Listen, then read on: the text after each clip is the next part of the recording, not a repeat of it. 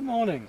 A nice bright early morning here at Burton Agnes, and I'm going to do a rather more delicate watercolour this morning, a rather more detailed one, and it's an ideal opportunity to show you a way of painting using light against darks, using counter change, where we've got light dark, and also edges, where we've got wet into wet and soft edges, and where we've got wet on dry, where you get a hard edge. So we can leave a hard light edge against a dark edge with a sharper edge, or we can gently blend things in the distance. Remember that when you've got a load of greens around you like this, that the greens can at first tend to look the same in the distance as they are in the front. But you know in your painting you have to make things regress. You have to have the warmer colours in the foreground and the cooler in the background. You have to have the texture in the foreground and the detail and less detail in the background. So we go warm, cooler, cooler, cooler. We'll go sharp and in focus, and then we'll go gradually out of focus. We'll have the light against the darks. I've already put some masking fluid onto this for the little highlights of pinks and bright colours that I'd have a job painting around on such a small painting and in the time I've got available. So I'll carry on now. I've painted some delicate background colours here with a little bit of Aurelian yellow and some cobalt blue, and I shall delicately now drop into these colours to give my background soft effects, and then start to put in my light areas that I'm going to paint dark edges around, so I get the sunlit light coming through between these layers of plants.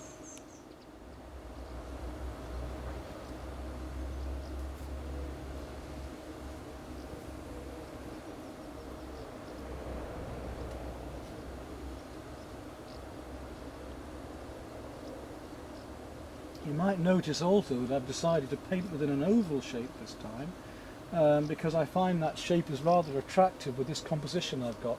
A square would be a bit harsh against it. So don't just choose to paint on a square paper. You can buy mounts ready-made as ovals, you can have them made up. You choose.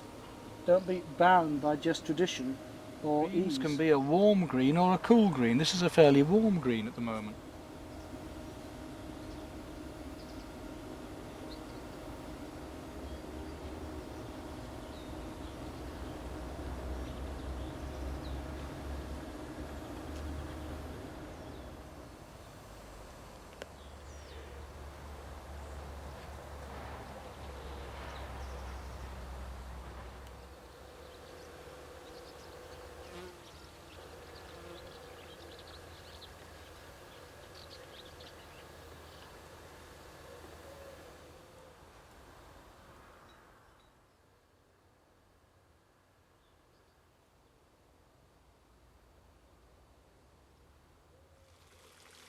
Blend these colours back one into another. This is just the ultramarine and a little touch of burnt sienna. Give me a nice grey that I can control to warm or to cool.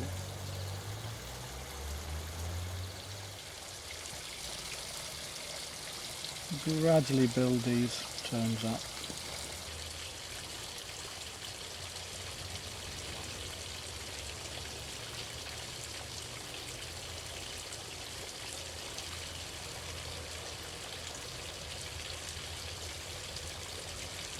To do a lot more to this painting, otherwise it starts turning into an illustration. We don't want an illustration.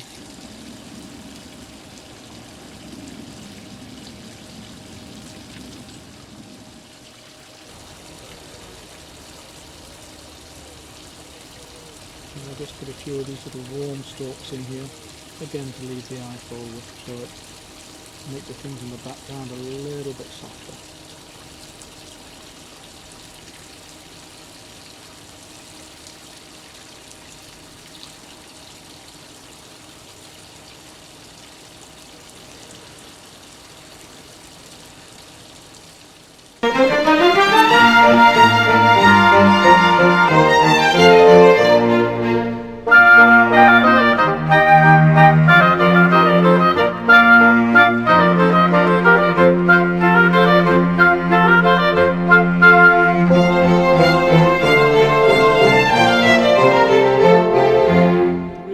loose and free now, and I want to show you how to do a really loose and free watercolour. So we're going to rush into it. We're going to be playing with light and luminosity and fluidity, no drawing at all, just going to enlarge some of these beautiful fuchsias and just enjoy letting one colour flood into another. And I've got to think on and say, what the hell am I going to paint here? Right.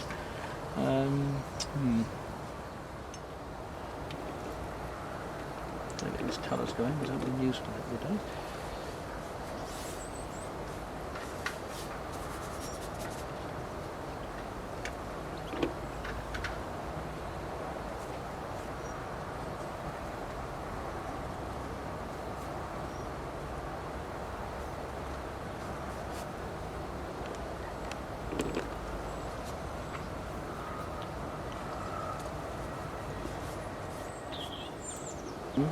We can gradually sharpen the edges. I say it takes a bit of guts, because it seems so messy at first you don't believe it can come together at all, but it will.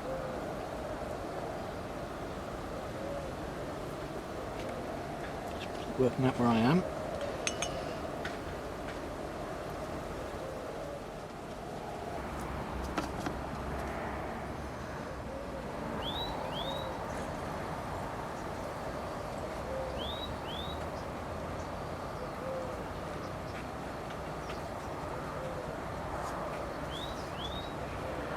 Lovely loose brush strokes. Just feel your way around the petals. Clean lemon yellow coming in.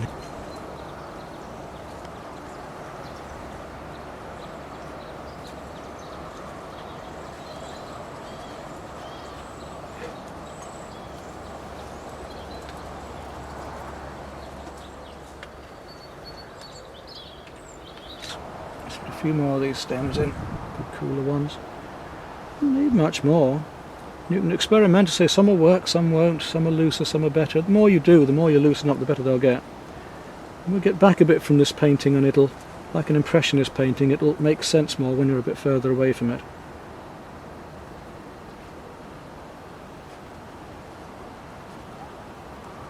But it's a beautiful thing, watercolour, and this way of working is so lovely and loose that it really explores the potential of watercolour rather than being too tight with it. Just take one or two stronger greens now.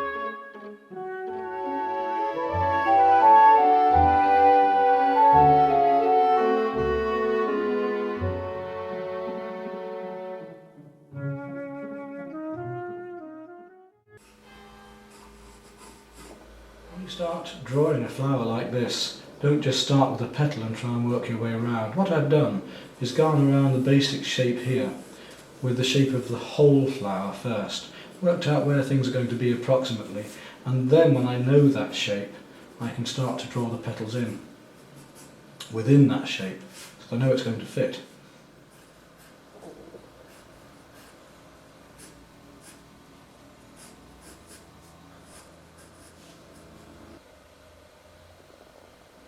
Hi, before we start doing watercolours out of doors, let's do a few of the techniques we might want to use on close-ups of flowers. For this flower I'm just going to lay on a wash of cobalt violet, which will give me this lovely pink to purple undercoat. And just bring in these little petals, because there's so many of them that I want this lovely furry, slightly rough effect. Just drag them out into the paper like that. And I'm going to then do a little bit of wet into wet to give me some tones, just gently to change the tones around.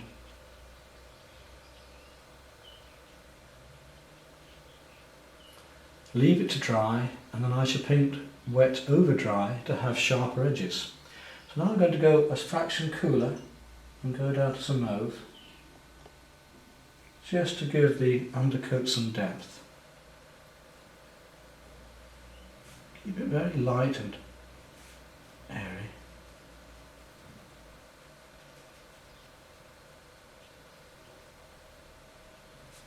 You can see already we're starting to get some form to it. These edges are a bit darker around here. It just gently blends in. And the rest I shall do in more detail when it's dry. There's a slight red tint to those edges, so I'm going to use a little bit of rose, beautiful colour the rose, and just go around the tips of these and let it blend in. So I don't want hard sharp edges yet.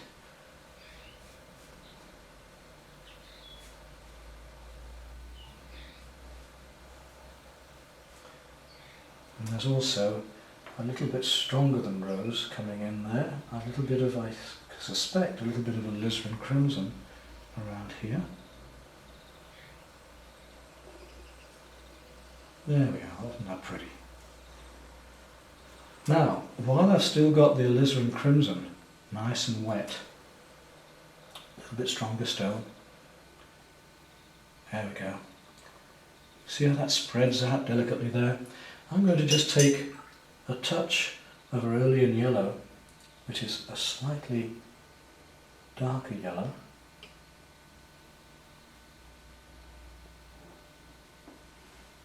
There we go. Not too thick, that's a little bit too heavy, so wash my brush out and thin it down a bit. There we go, look. Bring that round and let it touch this wet paint at the edges. And see how it just flows in softly? There.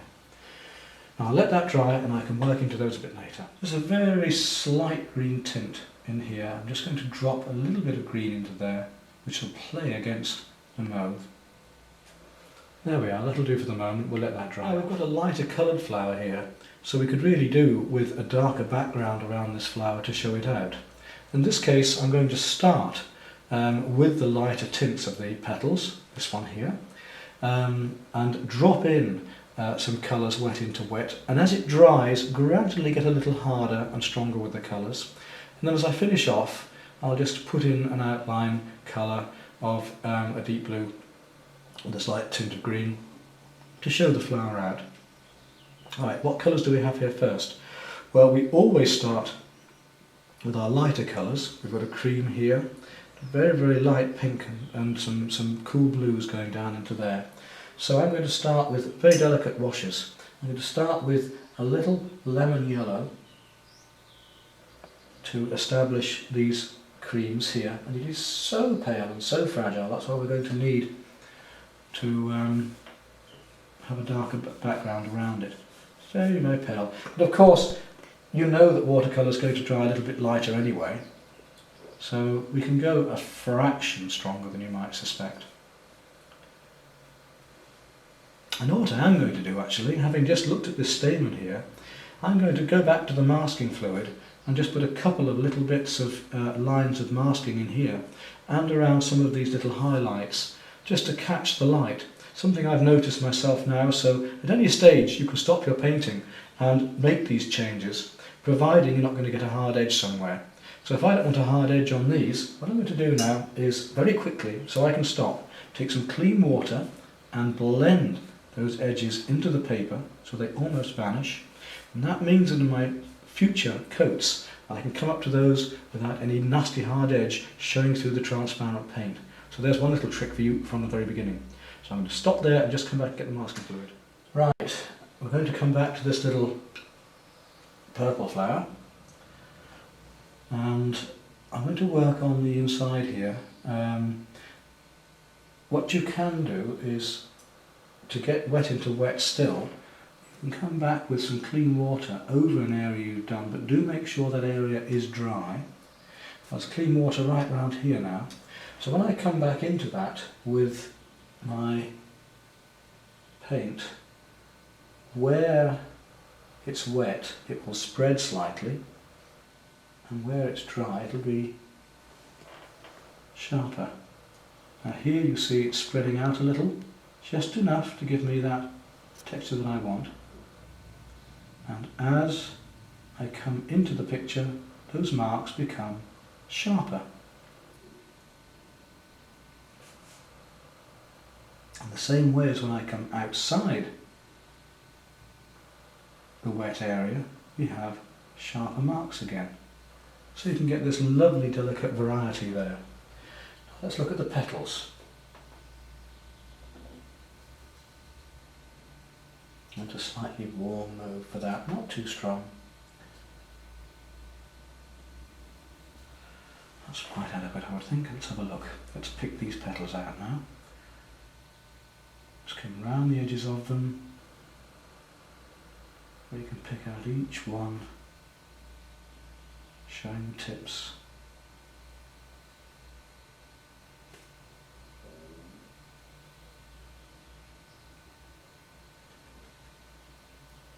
And the tips become darker as they come out against the light here.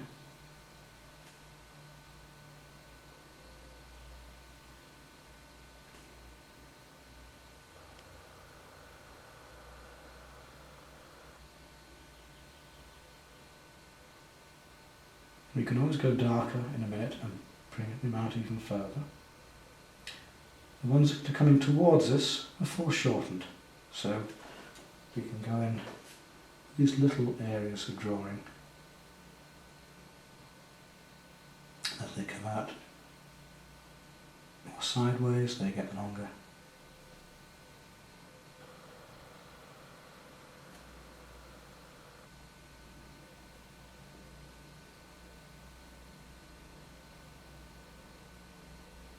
You can fill in little areas between them so that the tips show light.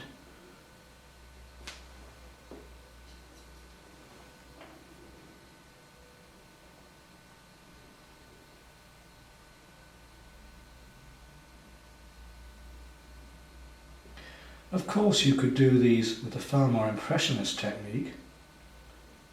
I'm drawing fairly carefully at the moment, but you could be much looser with your work and just have an effect of light.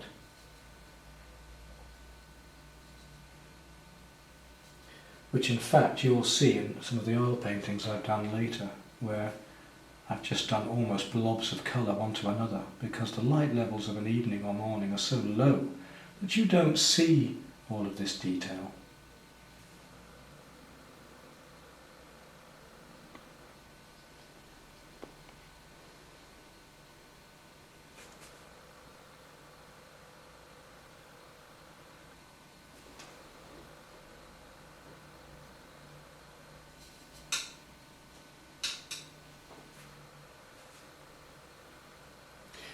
Notice that I'm just changing the tints occasionally from a warm to slightly cooler, because that tends to do that on the flower. Do really observe. It's no good just slapping anything on everywhere. You've got to look at the flower, you've got to look at the objects, whatever you're drawing, whether it's portrait or landscape, you need to look at them carefully. You don't have to represent every single one exactly, but do observe and understand the tones and the changes of colour. There we are, we're almost there. A nice delicate little piece, and I'm just going to go in a bit stronger yet.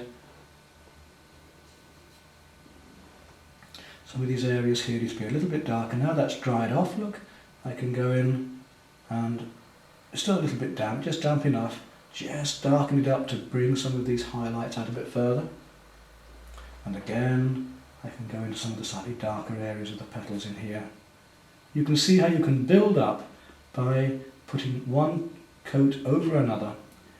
With watercolour, remember, if you take a layer of paint, let it dry and put on exactly the same thickness of paint over that layer afterwards, it will obviously go 2 tones darker.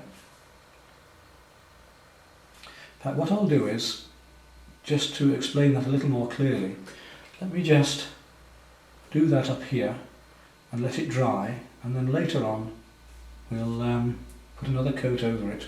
I'll keep the coat spare so that we know it's the same one. There we are. That just shows that little flower there quite nicely, I think. Now, let's just have a go at this business of a wash. I'm going to take, in fact, that very colour we've just been using, the mauve, and use it thinly.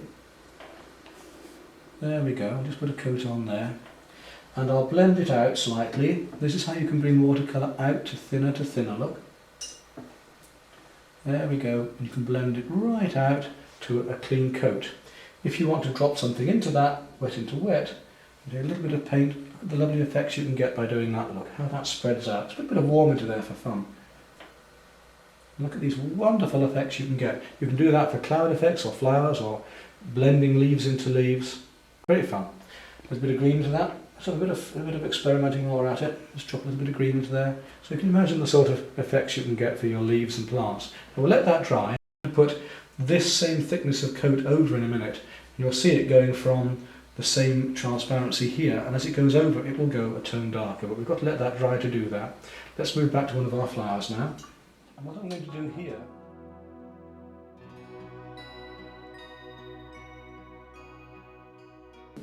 is a little bit of wet into wet, then I'm going to show you how we can do blending. So I'm going to coat the entire rose in this little pink flower in rose.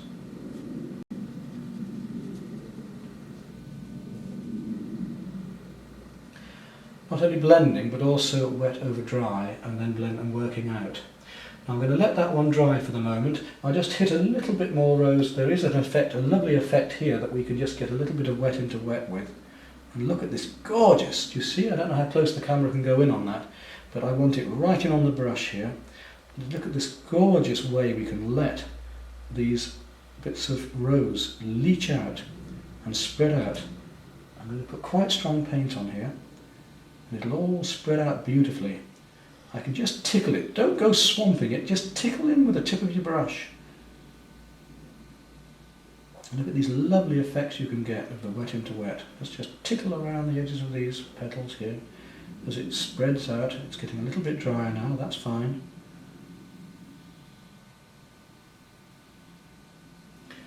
And I'm going to go even stronger into here, because I still want my wet into wet effects here. Isn't that so lovely? And it's just what we call controlled accident. Any fine detail I can bring in a minute. In fact, I won't need to do much more on this flower. It's working out so nicely. I can just let that dry off and just tickle in some details later. I'm going to put a little bit of yellow in the middle. And in fact, it's a very low level yellow again, so I'm going to use a little of the Aurelian yellow again. And there we are, just let that spread delicately and now let that dry and that'll be fine. We can work on that in a moment. Right, now we're going to have a go at our big star here. It's a little more mauve than the pink was, and I'm going to do very similar effects of dropping wet into wet. Here I'm going to go in with the brush around this and do a little bit of wet onto dry later. I'm going to start with my cobalt violet again. And a little touch this time of cerulean blue. I'm going to start with the blue because there's quite a bit of cool happening into here. Now I've got to do this fairly quickly because I'm painting wet onto a wet edge, not straight into it. In this case I painted wet into the wet. In this case I'm painting wet up next to the wet. Right, now onto my cobalt violet, and I just touch the edges of the cobalt violet and look how that blends in. So we've had wet into wet, now we're wet next to the wet as it nicely blends in.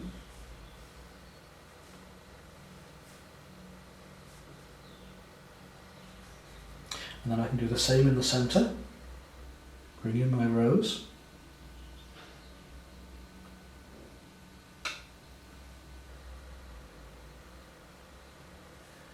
Wet next to the wet and it spreads out beautifully. We can combine techniques with this, you see.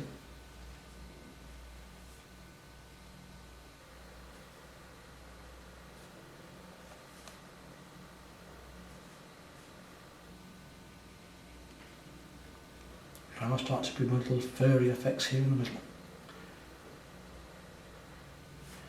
And we've done wet next to wet. Now I'm going to do wet directly into it. But I'm just going to drag these colours out there first. Just subtly drag them out. These little furry bits.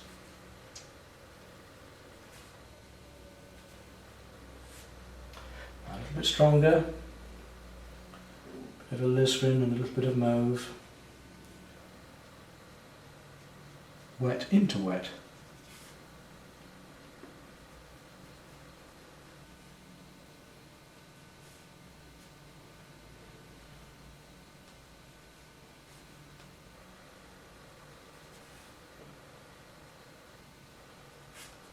So there's a combination of ways of using the watercolour. Wet next to it and wet into it.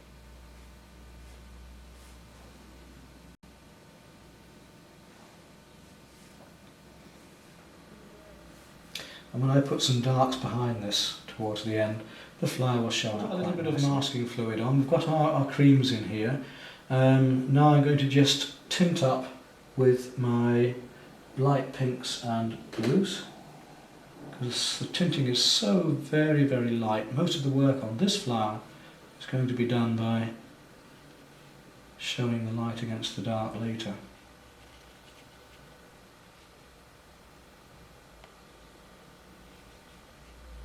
So, very subtle, light tints of warms and cools. You see I'm using some cerulean and a little bit of violet to come into here. Now, we were talking about wet into wet and blending as well. So I'm just going to let those tints dry off. Then I'm going to put these bits of red in and soften the edges so that they blend into the lily. Go a little bit darker into the centre of that lily as well. You can see the masking fluid here just starting to show a little now.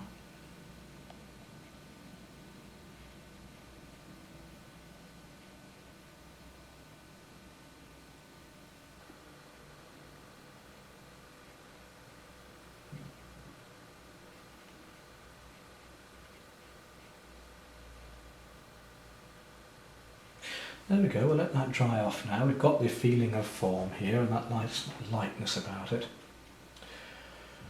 Before we go on with the flower, let's put a little bit of darkness around it. Let's deliberately now hit some slightly darker colours so you can see how this will stand out. Nice dark around that. Sharp edge of the lily.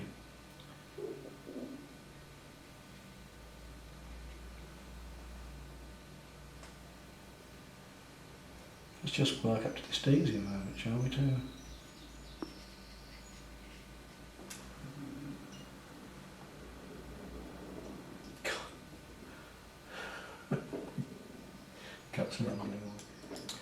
Right, I've just put a little bit of darker tone behind the white lily, and you can see how it makes it stand out, and how even using some of the more opposites in the colour circle here, where yellows, purples, greens, purples, help to make that stand out as well, just to show you what will happen in the actual garden if you were close up. Now let's have a look at this business of putting these reds in and blending them out as carefully as we can. So again, back to my rose. She's a lovely girl, Rose. Here we go.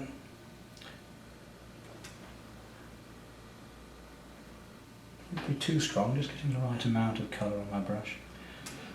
I'm going to stay towards the centre of the pattern at first. Oops, that was a bit wet there.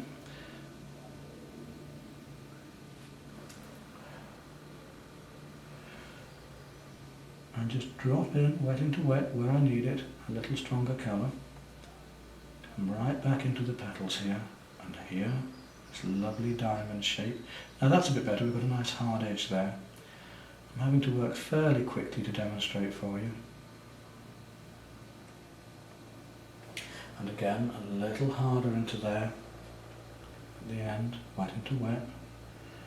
Starting to wet here again. Here again.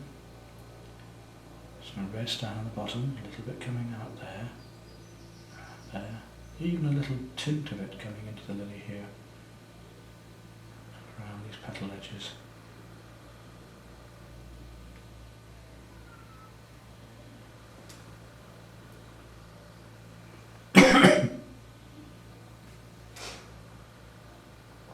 Go down a little bit stronger now to some alizarin. Now then, we want to soften, clean brush and clean water, and in you come. You see how that softens it out? Just let the edge of the paint spread into there. Same here, a little bit sharper edge there.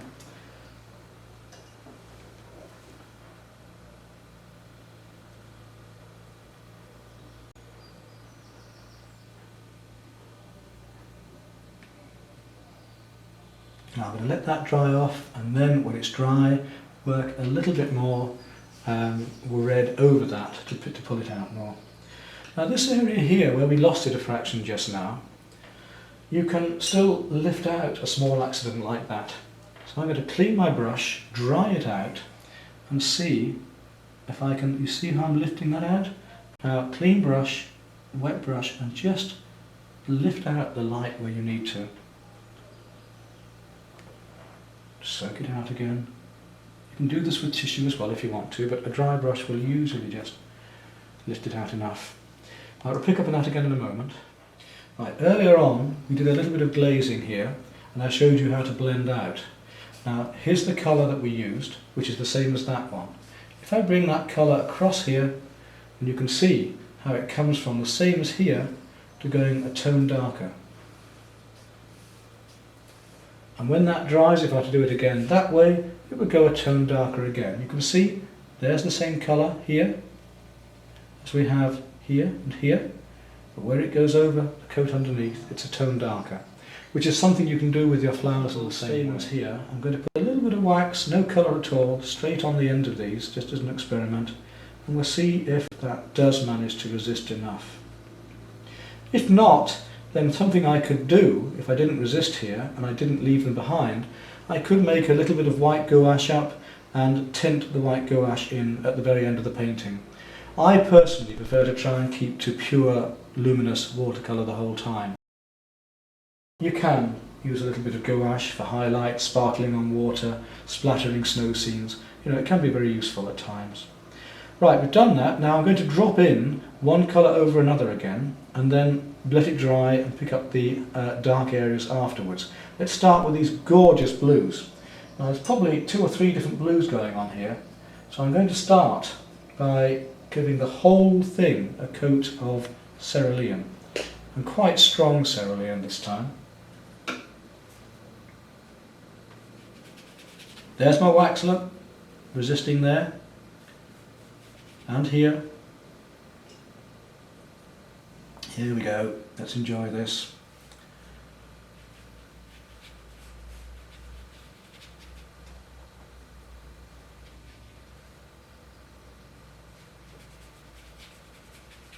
Now it's simply a matter of timing and control. The more the paint dries, the harder edges you're going to get.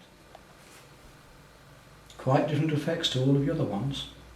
Each flower has very similar qualities that we can use, but we're just diversifying, changing the technique slightly and linking some of those techniques together as well. Light stamens have remained behind, just as I hoped they would, with the wax resisting look.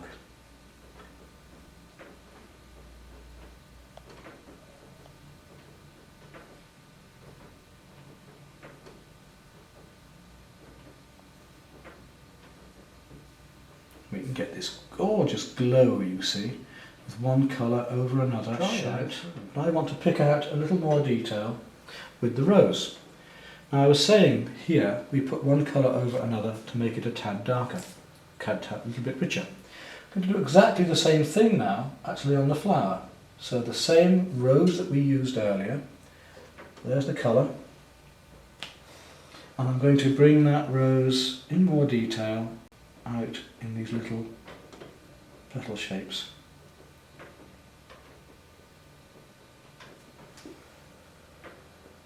And now we're getting the hard edges, the sharp edges.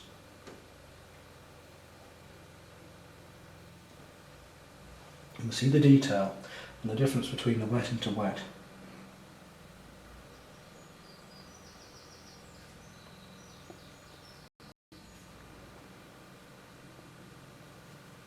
I'm going to go a little redder and come down to some cadmium red now,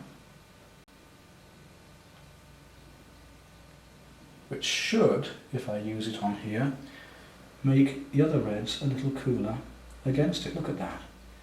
Now you see the pinks that we've done earlier seemed quite warm to you, didn't they? But now we're putting that cadmium red in, they suddenly start to go cooler. And it's important in painting to keep your play of light and colour warm next to cool, rough next to smooth, light next to little sharp edges and details around the edges of the petals. And look how that now stands out so beautifully, so delicately. Isn't that pretty?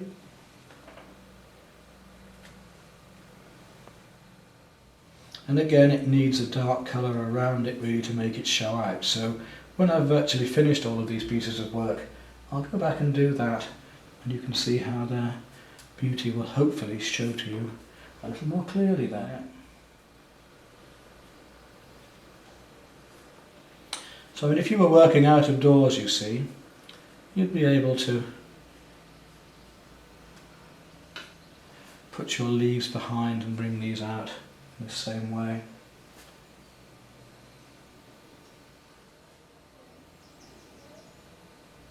These sharper, harder edges of these lovely petals.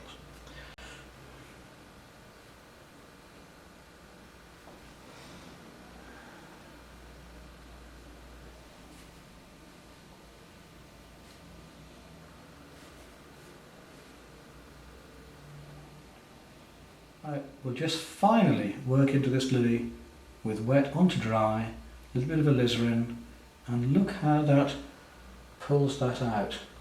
Now, as soon as this is dry, I'm going to be able to take away these bits of masking fluid here that I had earlier. And you'll be able to see the whole thing much more clearly in the way it should work. These little bits, and I can pick these little bits out then with the brush and do my final details on the lily. That's lovely, isn't it? I'm quite pleased with that. We'll rub those out when that's dry. You can just delicately edge those in. Down into there.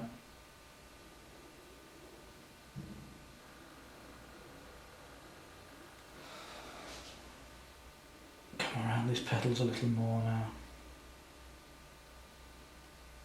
as they curl over at the edges where I did the highlighting.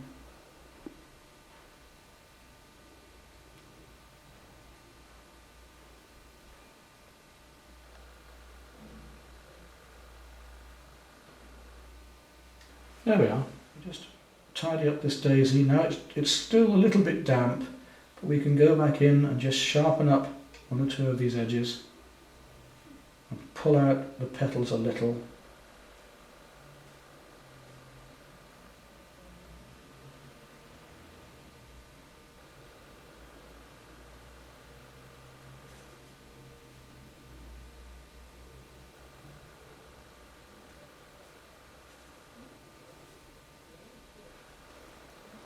A little more, doesn't need much.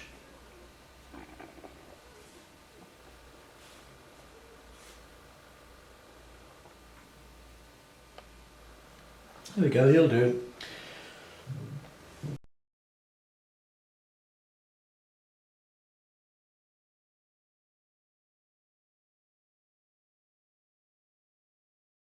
I'm not going to spend much time on acrylics because in some ways they're very similar to the oils. I sort of like using oils and watercolour. They're very versatile. They can be used with a painting knife or a brush. They can be painted thinly like watercolour, or they can be painted thickly like oil paint. What I'm going to do is give you a few tips. When you have a palette for acrylics, of course acrylics dry very quickly. you have what's called a stay wet palette. This is a commercial one, it's a Dale Rowney one, and if we lift the lid off, there are two compartments. In these compartments we would have two sheets of paper. One would be like a sheet of blotting paper on the bottom, and the other would be like a kitchen paper or tracing paper on the top. And the idea is that you pour some water in, and the blotting paper absorbs the water as a reservoir, and the surface paper stops the paints from going completely blobby and wet and soaking into it all. Now, these are quite expensive, and so is the special papers that they send. So what I'm suggesting is, and I don't want to fall out with the people that make these, although they're very efficient and I'm enjoying using them, but if you're travelling, these are a bit big and a bit cumbersome, and the papers are expensive. I'm going to give you a little tip here and bring up from below a little box from a local hardware store. And many of these hardware stores have some wonderful boxes with compartments in for storing pastels or paints or anything. Now this one, you'll notice, is very shallow, and it would do the same purpose as this. And what I'm suggesting is that you might have two of these and use ordinary blotting paper in the bottom, or even kitchen paper towel, because that's absorbent as well. So a sheet of kitchen paper towel in the bottom, a sheet of tracing paper on the top, and you have an instant reservoir for your stay wet palette. And then I would have another palette which I would mix in. So this one would have the two sheets of paper and the paints laid on top and some damp in to keep it wet, because when the lid's shut you'll find that those paints will not dry out. The damp atmosphere from the paper will keep the acrylics from drying out, so they'll last for ages. And in the other one I'll have the sheet of paper where I'd actually mix my colours, rather than getting all the muck from mixing colours into my actual palette of colours. Just a tip, just a thought.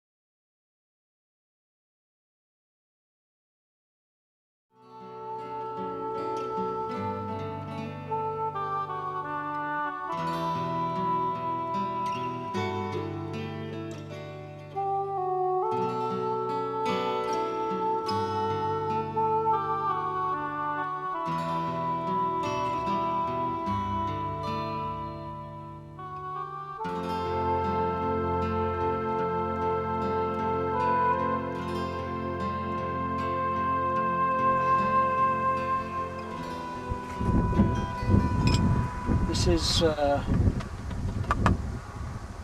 raw sienna, which is quite a nice colour. I'd let it dribble. I'm using a 200-pound rough paper. In this case I don't need to stretch it because it's so heavy and hard, and I've got a hake brush, a small round brush and a little sword. Those are the only three brushes I need for a painting like this, a bit like Ron Ranson. I'm going to use some light red.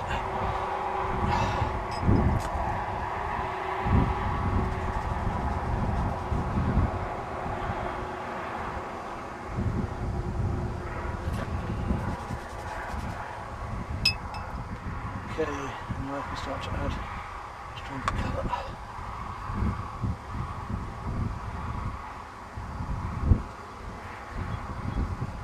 Right here, I'm getting at the minute. That area there has gone very funny on me. As you can tell by the wind on the microphone, we're working in very rough conditions, which is great fun. It's very exciting, and it's what painting out of doors is about, surely. Painting in different conditions, different medium to suit the different conditions, light and weather and atmosphere. Here I'm only using a limited set of colours. Either light red or Indian red would do, burnt sienna equally. I'm using raw sienna rather than yellow ochre, ultramarine, cobalt and a little Prussian blue, and that basically will get me through with all I need. I may use a little viridian at the very end because I can't quite get the greens that I want otherwise. We use what is called controlled accident. Don't try and be too pretty or prissy with a painting like this. Just let the paint do the work. You know watercolour is going to dry lighter when it dries than it is when you put it on. So pile the paint in, let it flow, let it blend one thing into another, and understand and feel the paint. Now, if you paint with the board flat, you can control the amount this dribbles, yeah? Understand? And I'm not. I just want to get these lovely loose effects, and you can work the darker and darker in while it's still wet.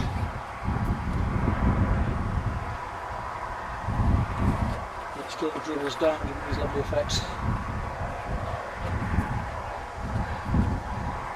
So we get this storm coming. A few flecks of rain coming out of the triangle really quickly here.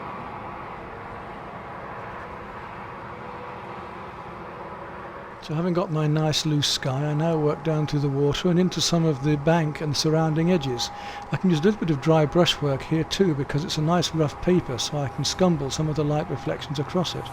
The thing is to keep everything very fluid. So this simple palette really is beautiful to use.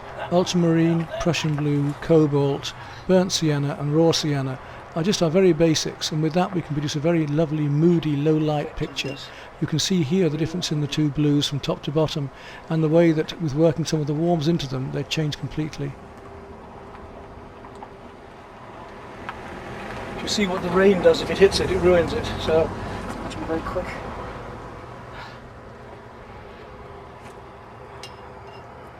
To travel to these places all over the world and paint, I have to keep my tackle to a minimum. So, one or two little video cameras, a tripod, basic sets of paints, keeping just a very simple travel kit.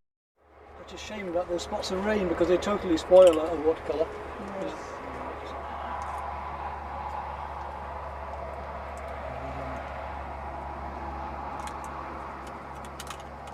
It has to dry enough. See, watercolour also has to be controlled. It has to dry enough for me to... And we all have our ups and downs. We all become demoralised. I'm getting rather fed up here because as I'm painting, I'm seeing my work being destroyed by more and more rain suddenly appearing and blotching on the paper. There's nothing you can do about it. I mean, 1, 2, 3 spots of rain and you can't work into it or freshen it up. But what I do decide to do here is be very brave and just totally work over the whole thing again. I had 3 choices. One was to destroy it, another was to work pastel over the top, which is another very good way of working on an overworked watercolour or damaged watercolour. Pastel over the top can be worked with, soft pastel this is, can be worked with water or can just be blended. But my third choice, and the one I went for, was to just take heavier washes of colour and work them straight over again, in similar places, but just to brush straight into the existing damp paint underneath and lose all that speckled effect. Although in fact I did quite like some of the effect and just left it showing as I came down towards the bottom of the sky. This is where we can also use the technique of blending. So having done that heavier area of paint, I can clean my brush and with a little more clean water or thin paint, just blend it gently down into the existing paint below.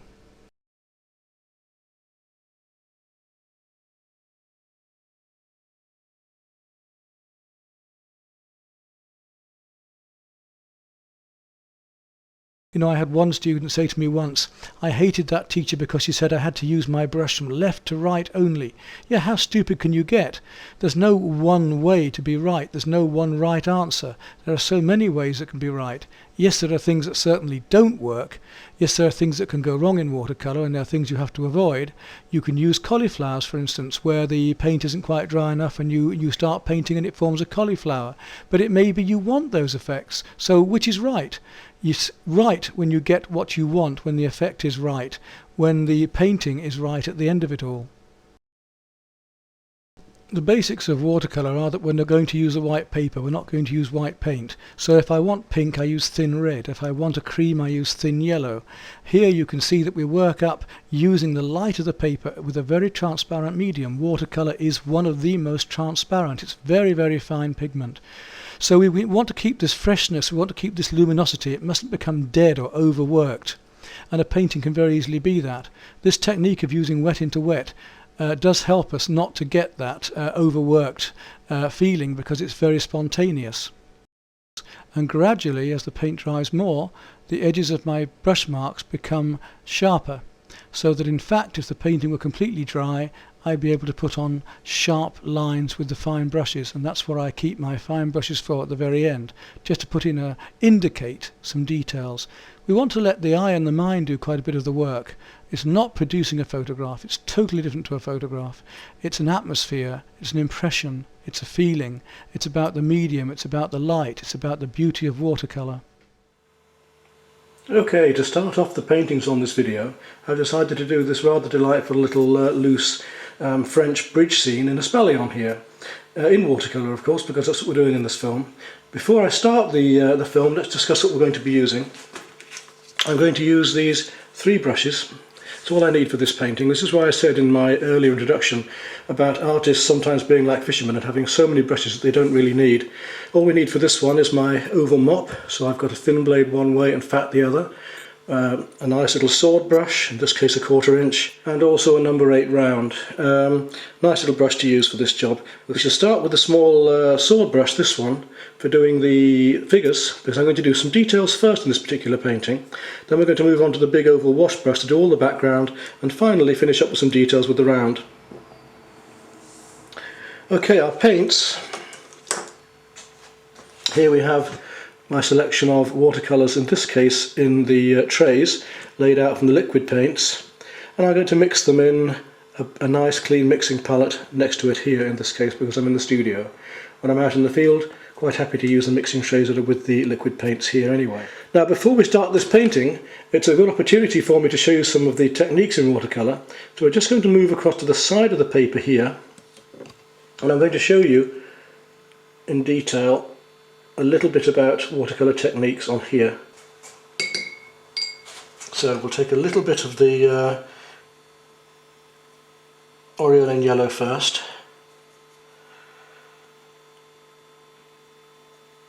and use it very thinly, nice clean water, and just put a little wash up here so you can see the difference in the two of them.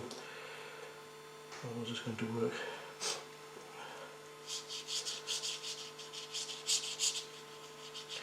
Now that's a nice transparent wash.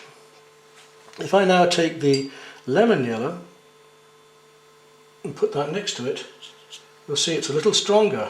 It doesn't seem it in the actual palette, but it is actually a slightly stronger yellow.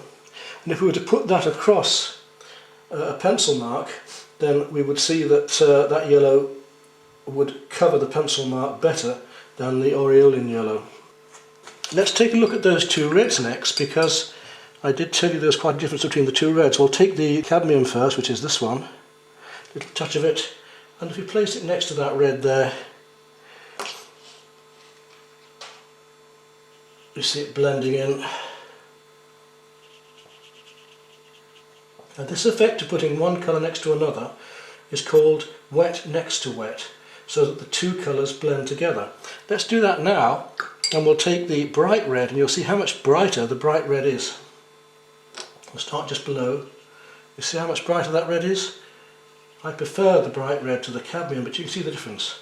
And if we work cooler, you see as we've got this on a slight tilt, the 2 are blending down together, which is a very good technique for painting the skies, when you can get one thing to blend into another on the way down.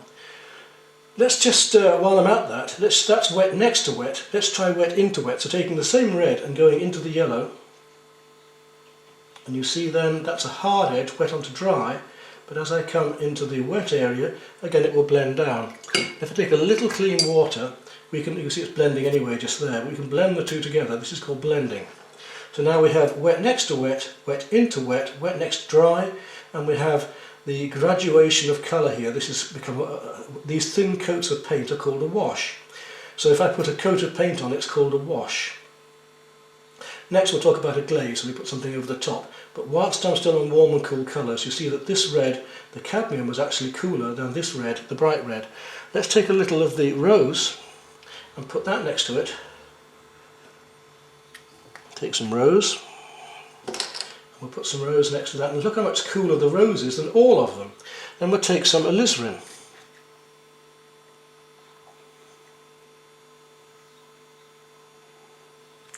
And we'll put that next to it. and look how much cooler the alizarin is.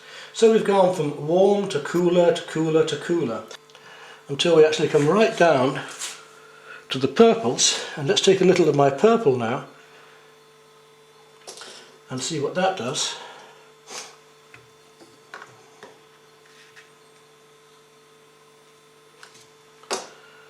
And that's very cool, of course, wet next to wet, and look at that now going into there. And that purple now, of course, seems very, very blue.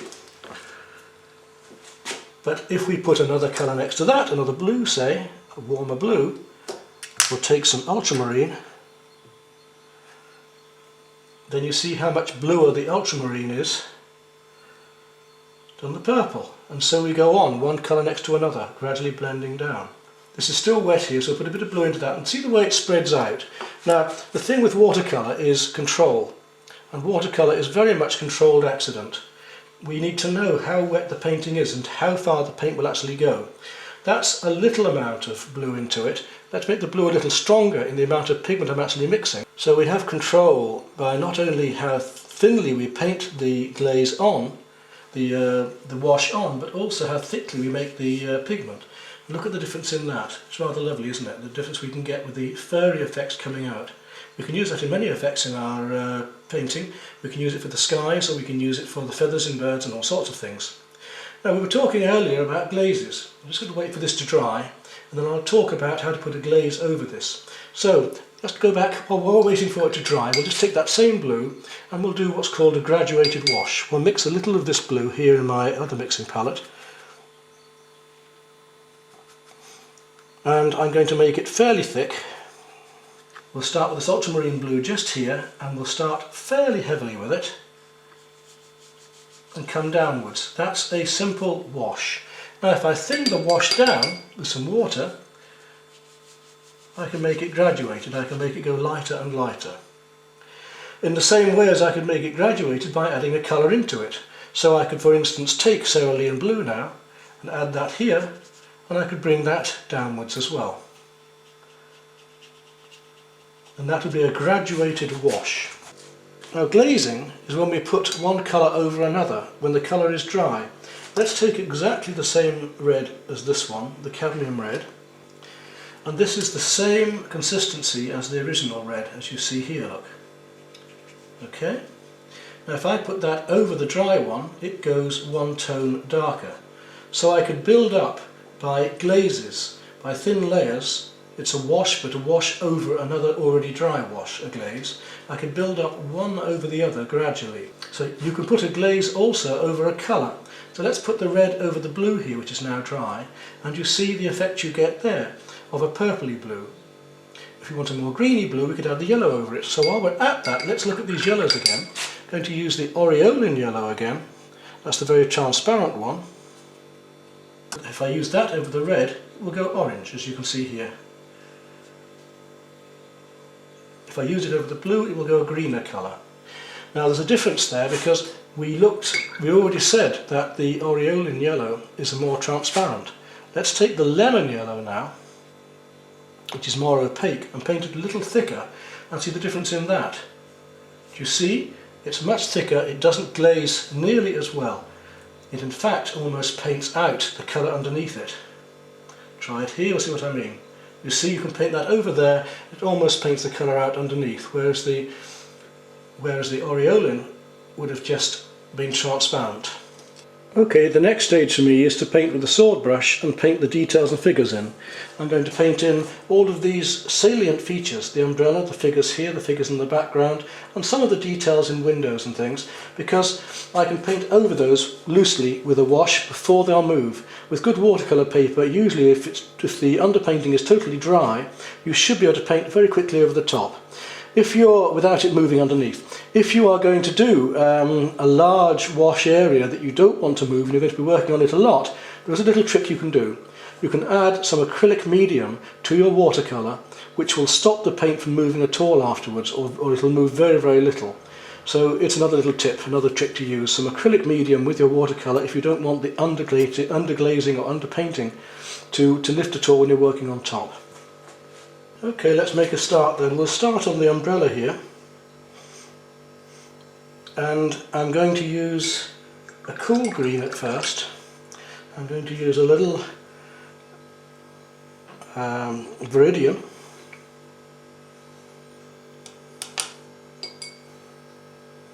Just a tip of my brush, a little bit of water, and I'm going to use it fairly thinly. You can see with the sword brush I can use it that way or that way. In this case I want to paint the whole of this umbrella in at first, working around the face, because with watercolour you don't use white paint unless it's at the very end and you have a necessity, without using masking fluid, to paint light colours back in. We'll leave the whites behind. We use the white of the paper for the whites. And if we want something lighter, then we make the paint thinner. Now a little trick here, I'm just going to take the brush and squeeze it out a fraction and just lift a little bit of the paint out with the brush, still wet, from here. You see how that's working? Sucks it up, look, and makes that area a little lighter on that leading edge.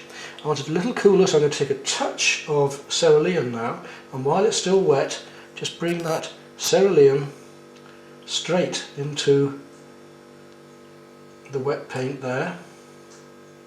So we're painting a little wet into wet. As this dries more, I'm in control. I can gradually add more and more paint and paint wet into wet, or wet onto dry as it dries with a sharper edge. The more it dries, the less the paint will spread. So when it's wet, the paint spreads very far. When it's drier, the paint doesn't spread at all. I want to go darker as I come around here, so I'm going to take a little warmer green this time, put it in with the same green, and just tint down around this outer edge, wet into the wet on the edge. It's quite a nice effect, you see. So we've got our cool green at the front there, and just to signify where one of the wires is underneath the umbrella, we'll do that. Just blend it out. You see how I blended that out there? Take some of my blue, the ultramarine I was using earlier, and again go a little stronger into this, just letting the wet into wet effects, gradually controlling them. Now I'm just going to indicate where one of these wires comes down here now, and around that outer edge again. Then I want to blend, so I'm going to take my brush, clean it in water, and now with clean water, not too wet a brush, just gently let the water blend these two colours together on the edge of the umbrella there. A little more over the top, just to soften it. And that umbrella is enough for what I want. Now we need to do inside the umbrella, which by now, look, is dry enough. But it's much darker inside the umbrella, so I shall take some of my indigo, mix it with the green,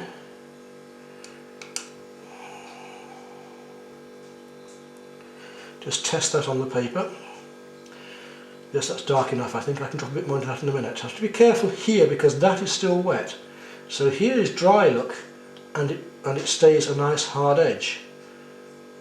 But where it's wet, it's liable to spread back up into it. Now that can work to my advantage. So that's quite a nice dark green. Coming right down into here. And we've got the paper tilting slightly, so with the paint will run downwards by gravity rather than going upwards. And I want to go darker into here, so more indigo.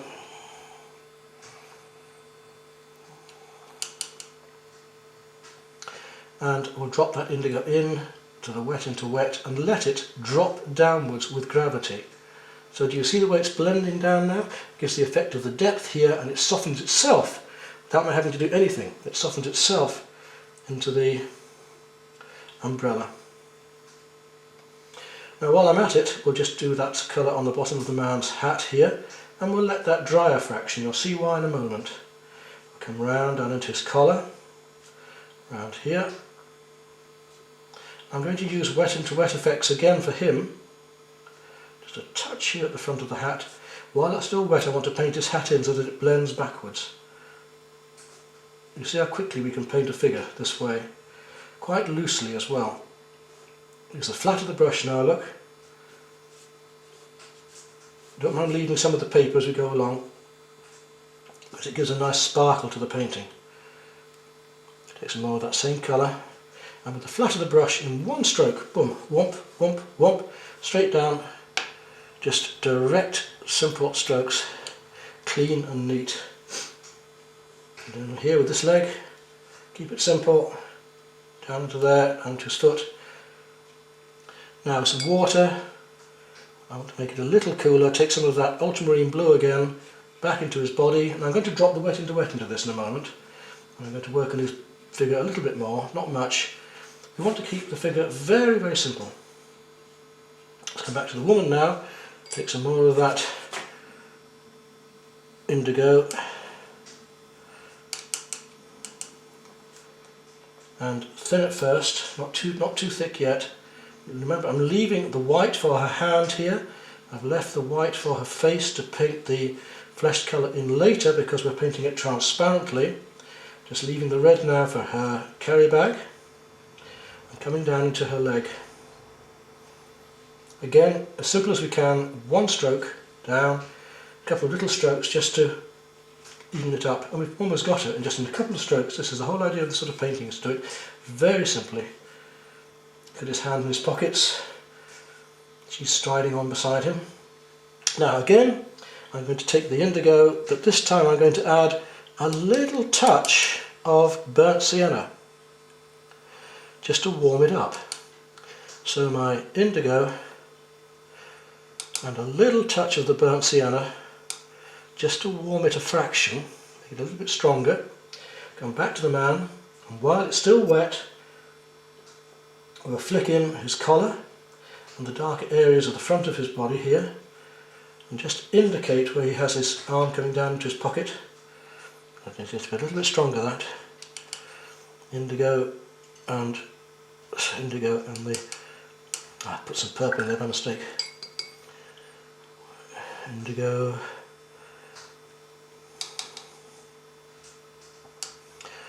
And burnt sienna.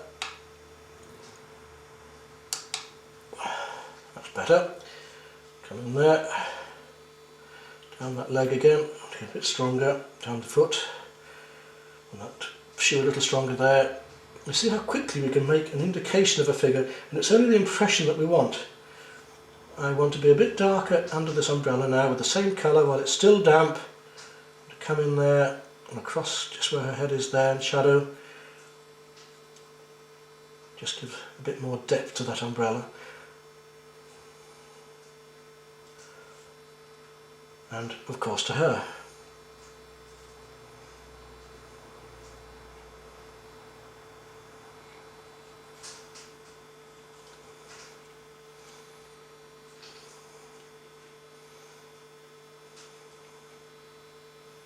Darkened her hand there, and more shadow.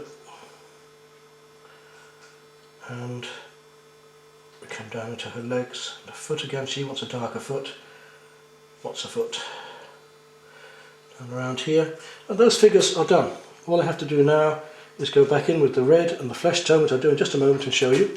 Oh no, we'll just do a little bit of his green hat. We haven't quite got that, so I'm going to use a little bit of the emerald now.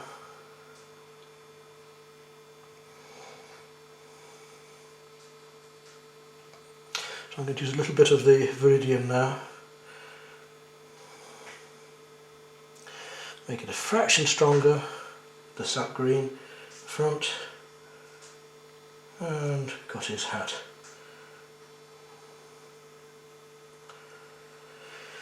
The old guy leaning forward there. So we'll leave that for the minute to dry, then we'll come back and paint the flesh tints in. Let's go across to the other figures here now. And we have somebody in blue over there in this place, and that's going to be starting off with a little cobalt.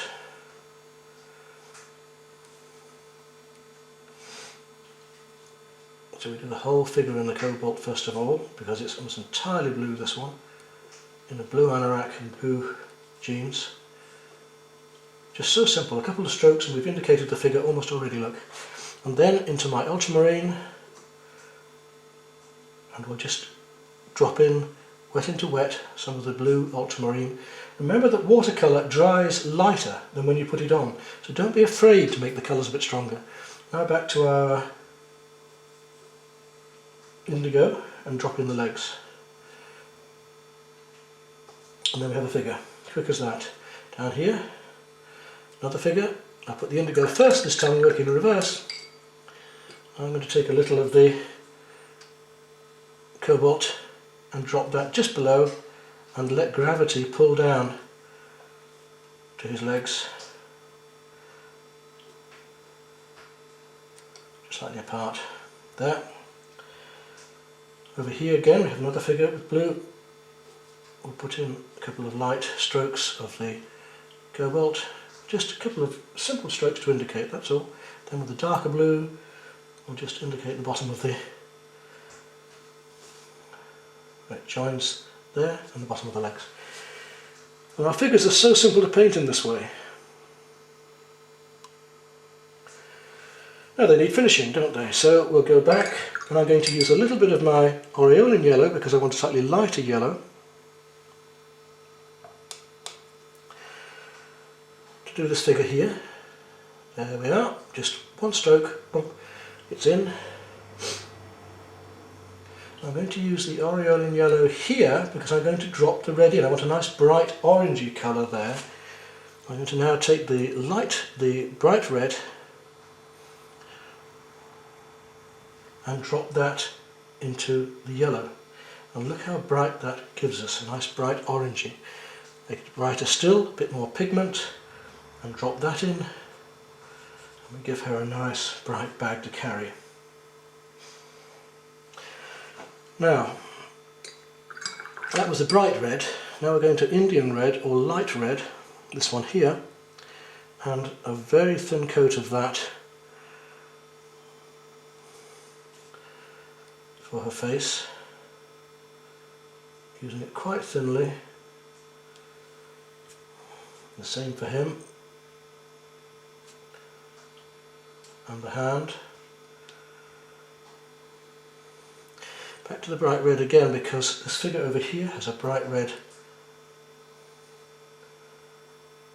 coat on, and there's a little, using the paint very thickly now, almost opaquely, there's a little big patch of red there. And if we look now at the difference between this, which is the heavily painted red, the thinly painted red, and the thinly painted red wet into the yellow. Now back to my burnt sienna,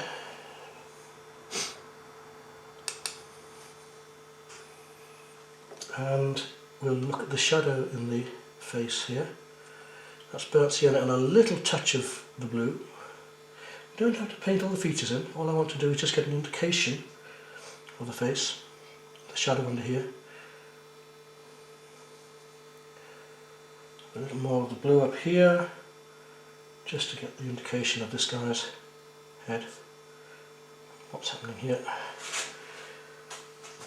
Now I want to go a little bit stronger while this is still wet into this figure.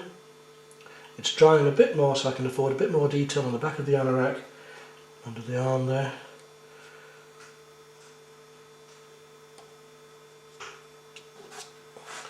There we are. We didn't do any more to those figures at the moment. They'll probably be alright as they are. And that's all the figures that we need to paint in this painting. Now a little detail here and there.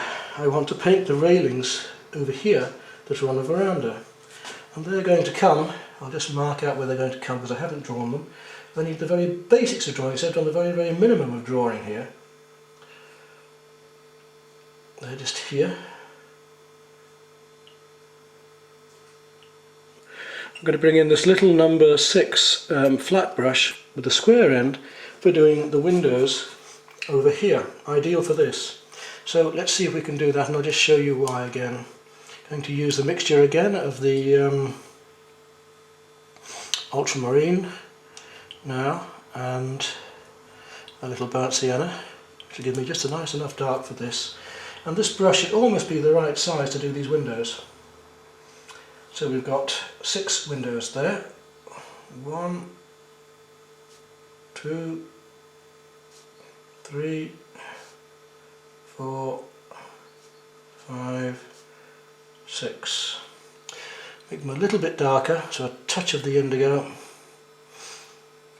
to go with the burnt sienna.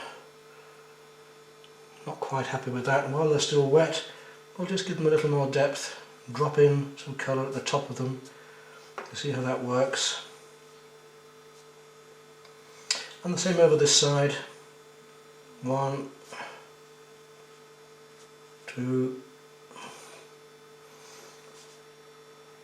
3, 4, 5, 6. Okay, so we'll mix the aureolin yellow, ready for the wash in the sky. And it's going to be a variegated wash. I'm going to put this whole wash on. Always mix up enough paint for your wash. There's nothing worse than having to go back and try and recreate the same wash again. Go back into here, and the whole sky in the aureolin yellow, this lovely light yellow. Remember, it's going to dry lighter than when I put it on, so let's not worry too much about it looking strong now. It'll also make the snow areas stand out later when I come into those. Come right down through here. I want to get this painting wet into wet all the way through, so I've got to get all of this done while the thing is still wet. Now, into that aureolin yellow I want to add a little rose, so down to here, a little touch of the rose into my aureolin yellow, and the rose is a fairly transparent colour, and add a bit more warmth into it.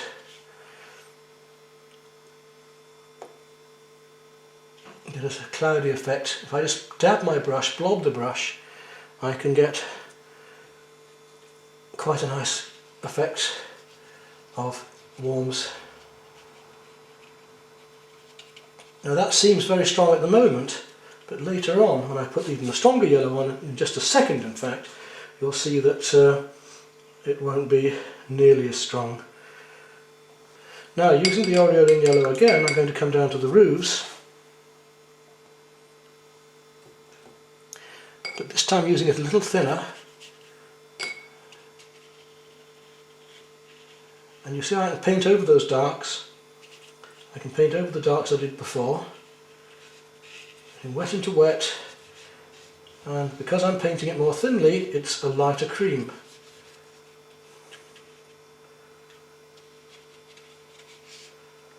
There's plenty of water with this, lots of water, splash around. Now, I want to go to a warmer yellow, so I'm going to go to my raw sienna now.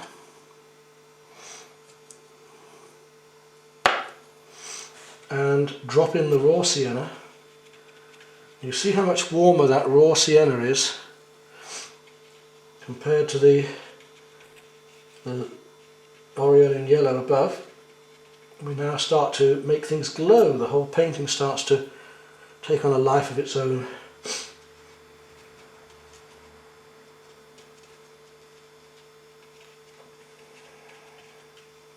And the indication of these walls, not having to put details in, indicate things.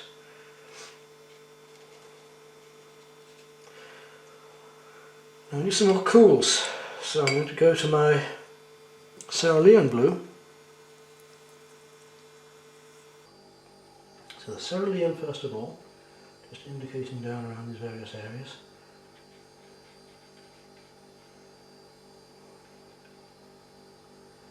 And we're going to go through to the cooler colours still. We'll start putting in some cobalt and some warmer blues with the ultramarine. We'll let that dry off now before I start putting in the details up here, a little bit more just to pull things out and together. And we'll come down to these areas here with the reflection of the water in here and these strong walls.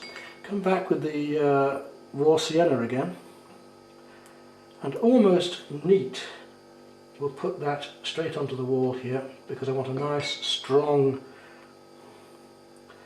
yellow there. I'm going to use some light red into that in a minute to give really strong warms and burnt siennas. So we'll leave the snow on top of the wall.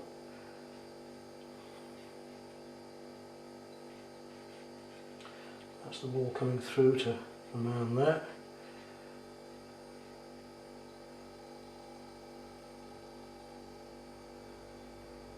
And this one here the same.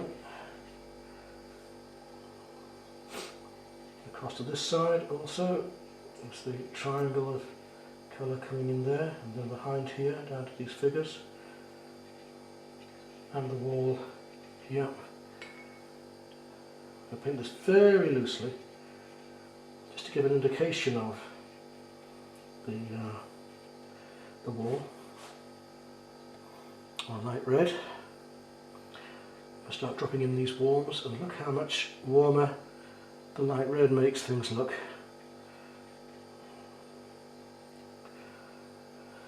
Before we put on some of the burnt sienna to go darker still. And this brings the whole painting forward and pushes these other yellows back to appear cooler. While we're on that light red, we'll look at a few of the chimneys up here. While this is still a little bit damp, and put in a couple of bits of chimney a bit warmer.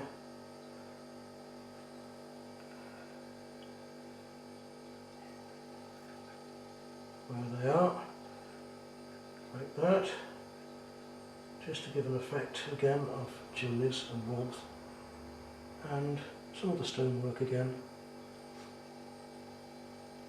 Blob, blob, blob, blob. Let's look at the foreground itself. We'll start with some of these reflecting yellows, and I'm going to use the edge of the brush. It's paper. I prefer a rougher paper really for this job. This is a knot paper, which is neither rough nor smooth. And we'll do fairly vertical strokes to just get the feeling of the houses reflecting on a wet, snowy street.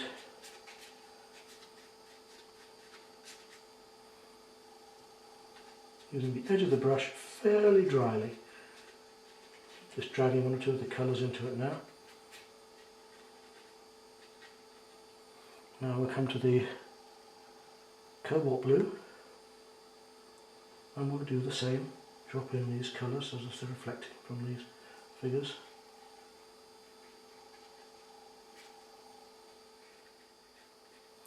And of course the stronger colours we were using earlier, we can use some of those into here.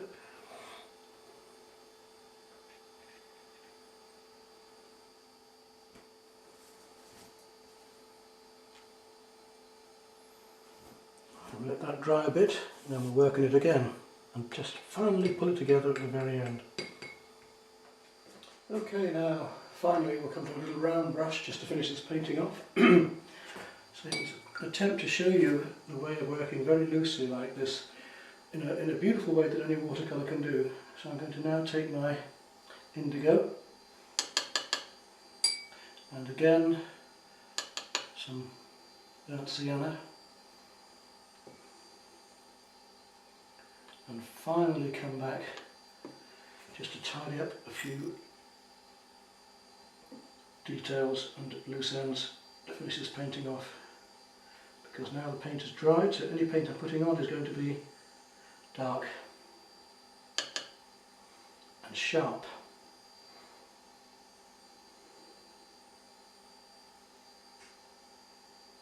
Again, still working fairly loosely, you can see. Just to pick out a few details here and there of stonework, and not too much.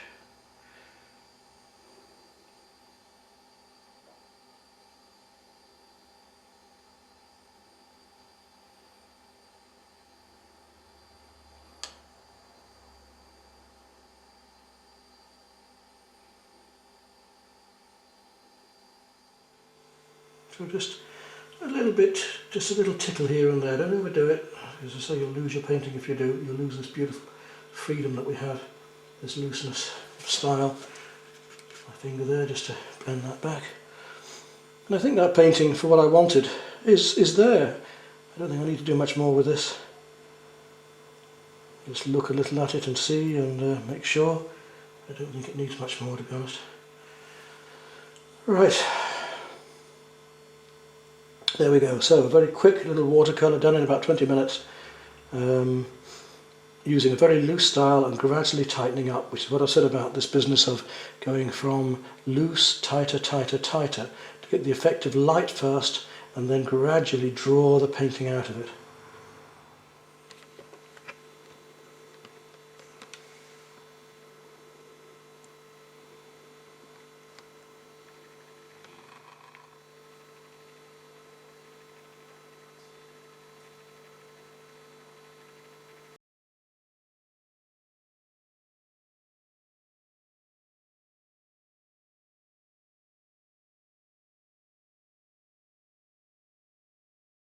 Well, how do we go about drawing such a complicated thing? I think one of the easiest ways to explain this is to look at some of the demonstrations I've already done, showing using the scale of a frame, a cardboard frame like this, where I've used the elastic bands and divided the frame into quarters and eighths and sixteenths. I've done the same with the edge of the paper, and we can use elastic bands across it as well, so that you can gauge the angles of things. This one I've already set up to the bird here, and here's a quick shot of what it looks like through it.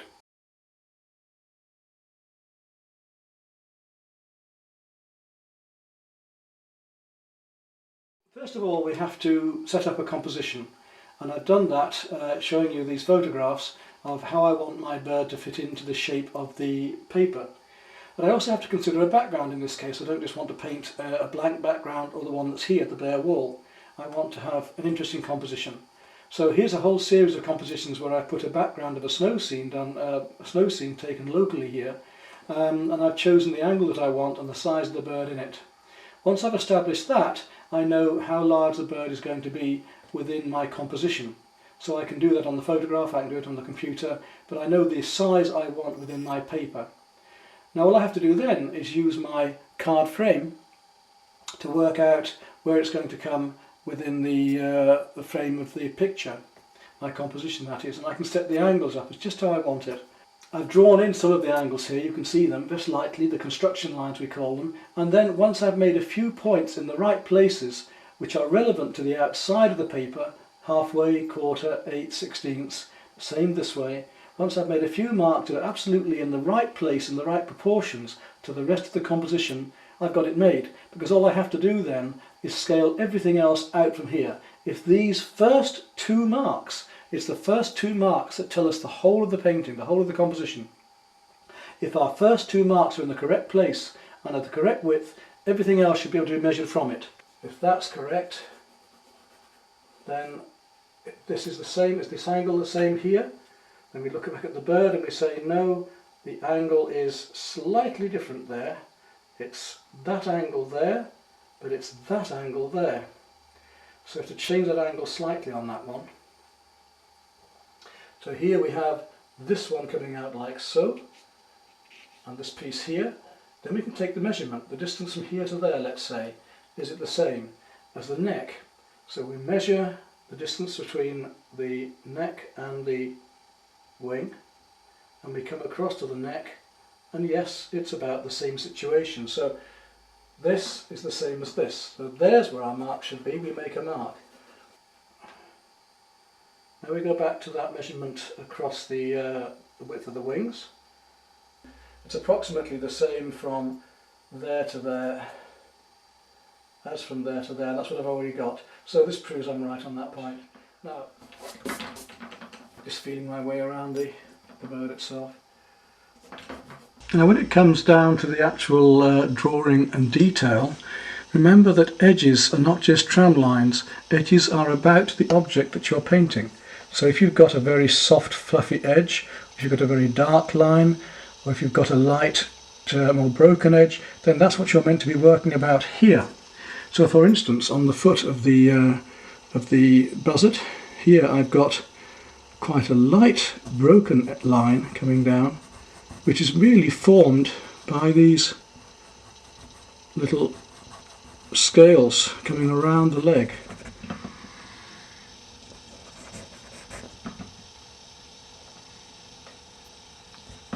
So you can see how we can work it up. Now I'll carry on with the drawing and show you it later on.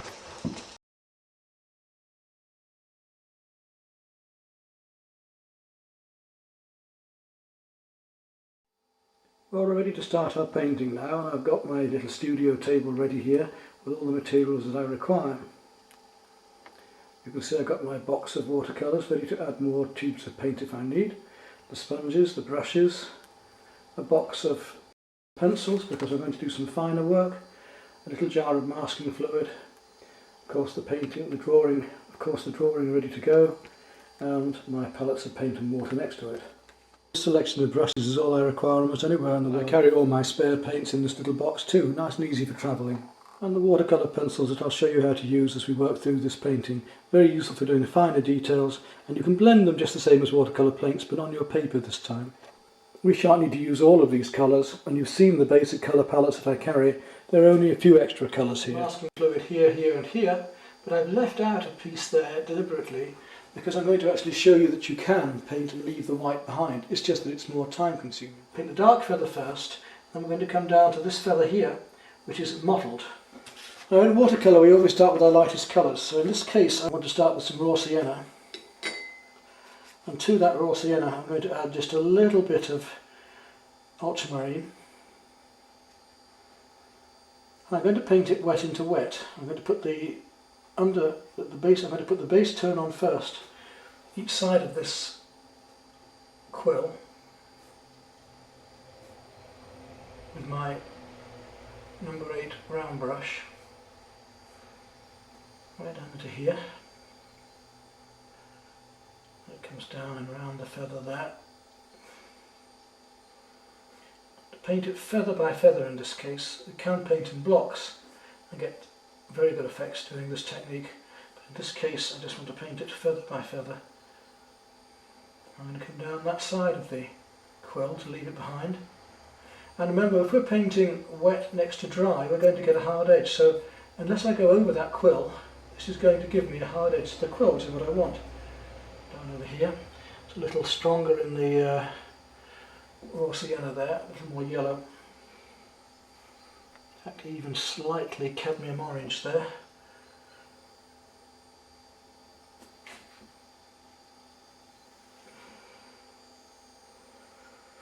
So you see how I've changed colours, variegated that little wash through there to make this quill a little bit finer. Now I can work up to it. So much easier when you use the masking fluid, I think. But see how I've left behind that white quill now. Now I want to work into that with some darker paint. I'm going to take some burnt sienna and mix with the burnt sienna some more of the ultramarine to give me a really nice, deep, warm. If I don't put too much of the ultramarine in, it will stay fairly warm, and I can drop darker into it in a minute. So fairly brown at the moment. Just letting the wet into wet spread downwards with gravity because the board's at an angle. You can see we could build the entire bird up this way. Up here, that side of the quill. And it won't run over, if you don't put too much paint on it, it won't run over this white area of quill. I can soften that white down a bit later, I don't need to at the moment. Just blend it up into that wet into wet. You see how this furry effect is happening coming down here, which is rather effective and part of what I actually want. Go around the lower edge of it now.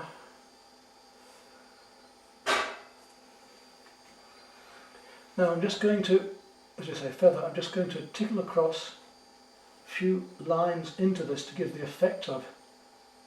And if the paint isn't too wet, we have this controlled accident of the wet blending into the damper underneath. I'll make it a little bit warmer in there. So back now to my Indian red. I get a little bit of Indian red. I want it just a bit warmer into that brown for this feather. And I'm going to just touch in some Indian red into these marks here to give a mottled, warmer effect to this. And we're nearly there.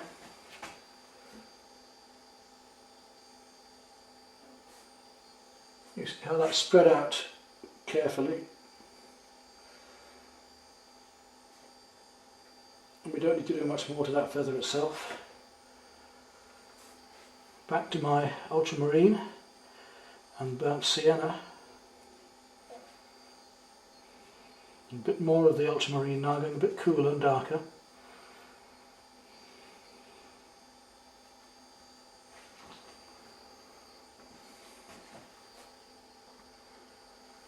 just go darker along this edge again. So it's still wet, you see, we can drop in here. Not too much. Be careful not to put too much water with your paint when you do this, just keep the mixture just a thin bit of glazing going on.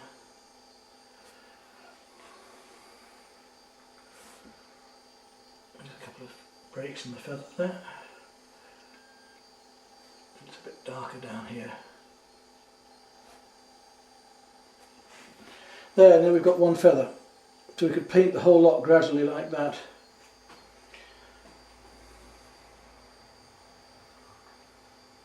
Now because I'm working downwards, the paint will spread a little bit upwards, but not too much. I could work into the next feather, but I don't want to now. I'm going to go on to this feather here and show you how to get these effects of the bands of colour.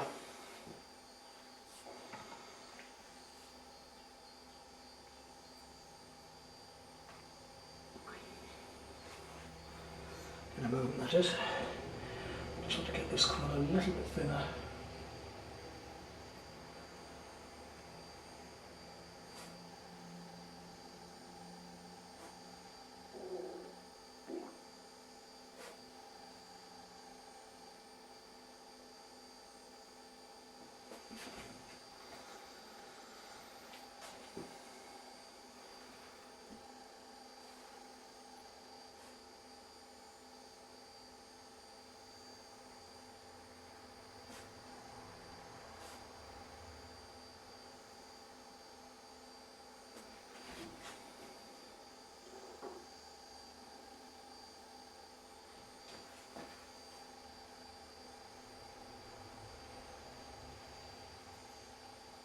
Before I go on to that other feather, whilst this is still drying, there are a couple of light areas here to be taken out.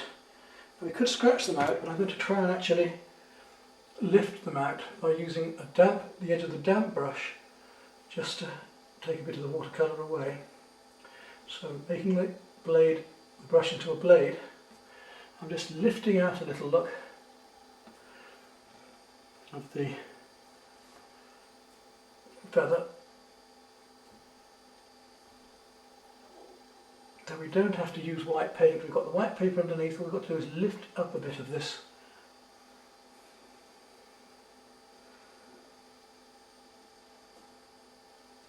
Just to give that effect.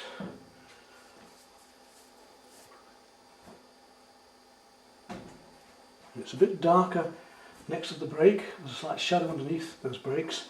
So again I'm going to come back in with my sienna and ultramarine.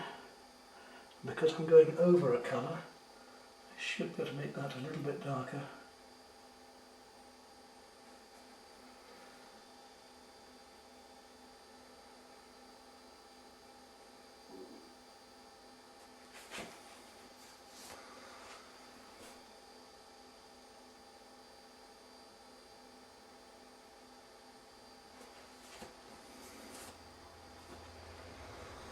So it gives us plenty of control by going from light to dark.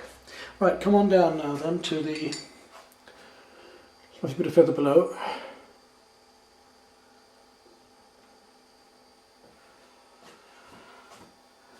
What I'm going to do here is take a little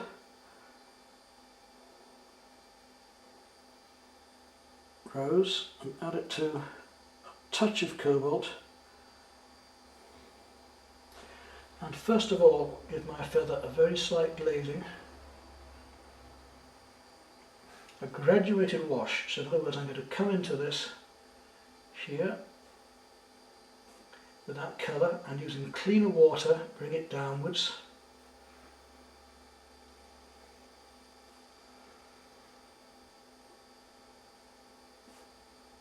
That was right up into here.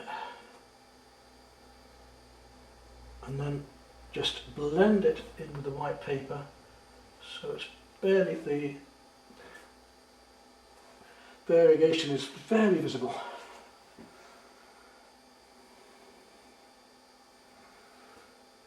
A little bit stronger down here. Now we've got to be careful because this is where you have to start to understand your watercolour and how wet it has to be before you put something into it, before it'll actually spread too far. Right, back to our original mixture, which is the raw sienna, and a little bit more now, raw sienna with just a little touch of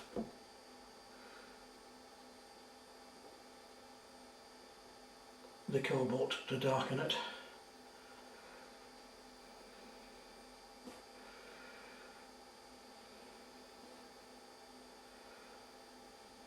So that we start to paint the stripes in. It's still just damp enough that it's not too hard an edge, because you don't want these very hard edges as these colours are blending.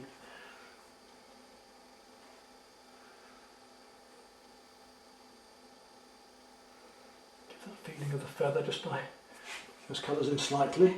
Now we go to the darker colour with more of the raw sienna, and this time a little bit of the burnt sienna. As I go a fraction warmer.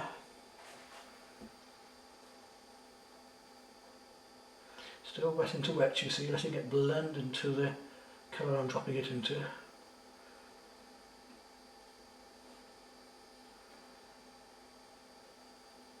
So we get the softer edges. If the edge isn't quite soft enough, then we come back and soften it and blend it ourselves, which I'm going to do now. Clean my brush, and with a little bit of clean water, not too much, just soften that back a bit. Just blend that edge a bit, it's a little bit too harsh. And suck out a little bit of the colour here. I want it a bit lighter just there. So clean my brush and vacuum out some of the colour from there. Again, now we go darker, and we're going down to the colour we were using just now, the ultramarine and the burnt sienna.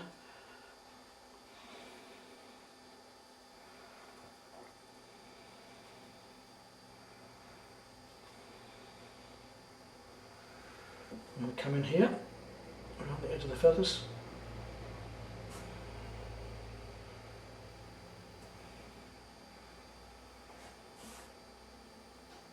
I've got the mark here of the masking fluid, the Polebo. That's fairly warm, but I want to come just a little bit cooler. So into here, I'll take some of the blue and drop it almost straight in. This is almost neat ultramarine going into that bit there. You see these lovely soft effects we can get for the bird, and the feathers now there.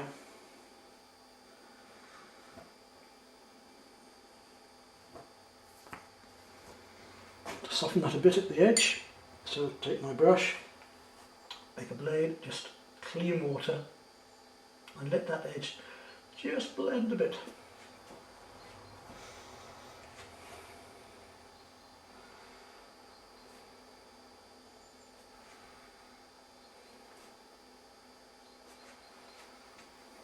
So there we go, feathers. And I can gradually work that up feather by feather by feather. Now, talking about that, when we're doing wet into wet, there's some lovely fluffy effects going on around here of the various feathers. I'm going to put clean water all over this bit.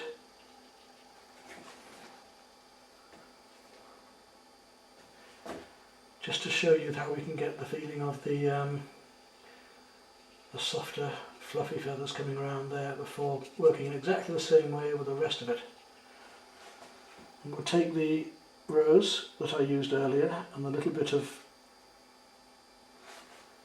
cobalt and just drop in, wet into wet, softly, these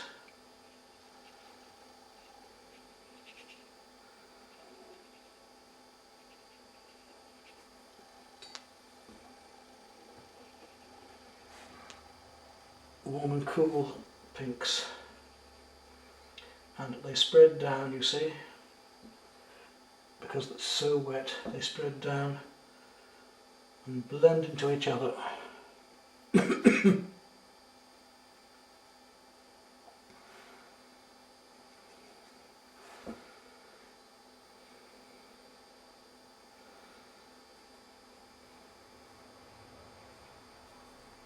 And as it dries, I come back again and drop a little more in to make them a little bit stronger, because watercolour, remember, is going to dry lighter than we paint it.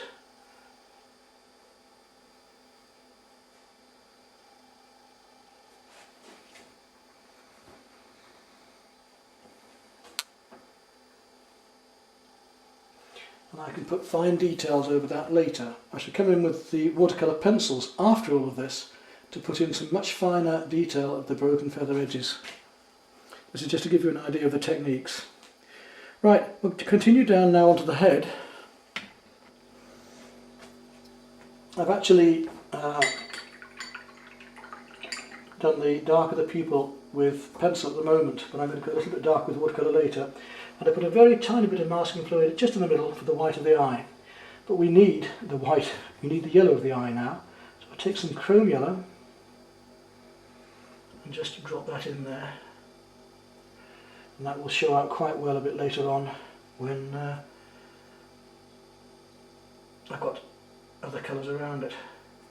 There we go. I'll let that dry because I don't want other paint going into it. I want to make it a little bit light at this edge, so I'll just lift out some of that chrome with the brush to make it a little thinner, and if it's thinner then the white paper shows through and voila, it's lighter. There, that'll do. Let that dry. And we put an underpainting of this previous colour we made of the rose and cobalt underneath this, and then start dropping in little spots, controlled at just the right moment, the browns and the deeper browns and the golds, to get the feeling of the fluffy feathers. So just at that dry moment. Right, the eye should have dried enough now, so we'll work back into this and put this wash of rose and cobalt over all of the head down here. Being careful not to go over the yellow, I want to keep that clean. Right down to his bib,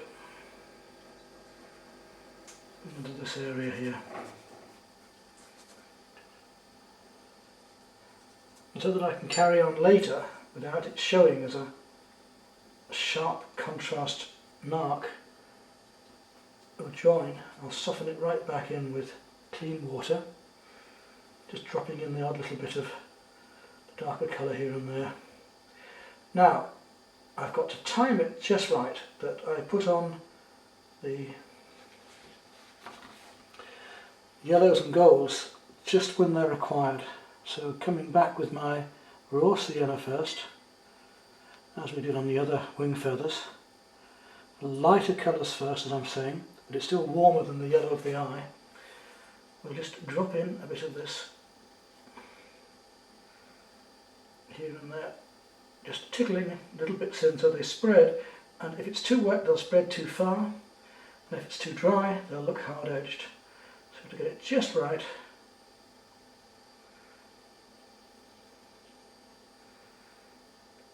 and then we'll gradually get darker with that as we did with the wing feathers, to get this lovely mottled effect of the bird. So let that dry back just a fraction.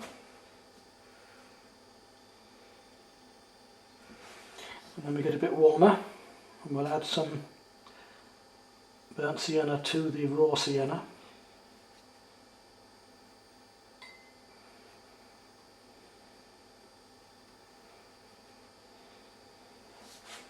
And just drop that in fairly wet here to give the feathery effects, so that it spreads out naturally, looking like its ends of the feathers fluffily blending in, and giving us effects that we'd be very hard pushed to find just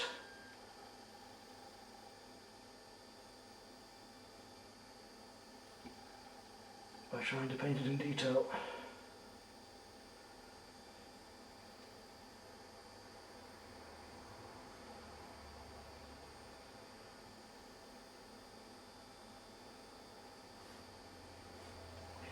Let that dry a bit more.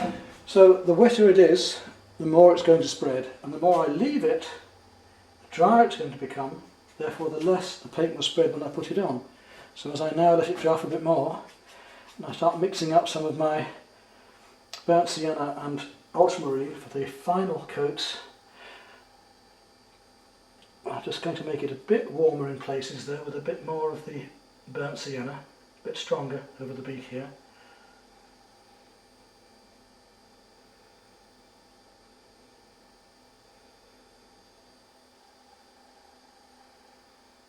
Got it blur into that in a minute. Hopefully you can see at the end of the brush just what's happening here.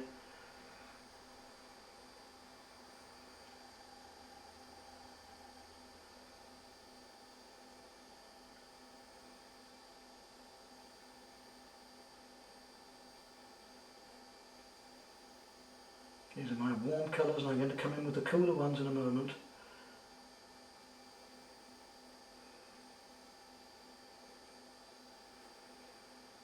You can see I'm painting fairly strong colours now. The paint's just starting to dry off a bit, so it won't spread as far.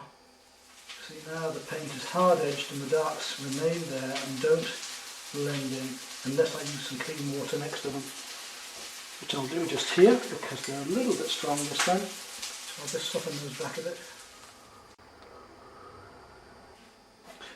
Right, we'll take away this bit of masking fluid just here so that you can get an idea of what it's like and why we use masking fluid again. Use my handkerchief just to grip the masking fluid a bit more. I do find a cloth tends to lift more easily than a mucky finger. Now make sure that the paint is absolutely dry before you do this. The last thing you want is to smudge that paint. What I'm going to do then is just take a little of the dark and just darken up to it again, just to thin it down a bit, as it was a little bit too heavy and crude. There we go. And then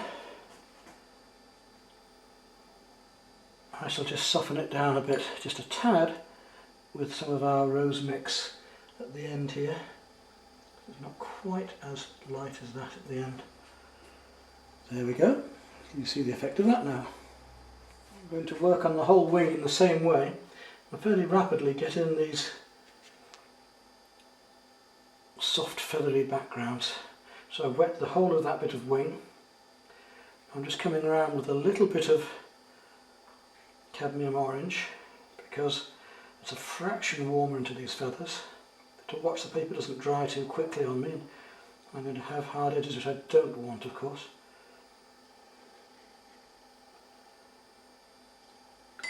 So where there's a hard edge, get your water and just soften it back again.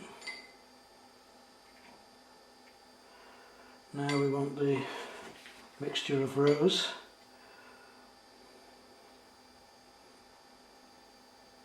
and that little touch of cobalt to give me my warm effects.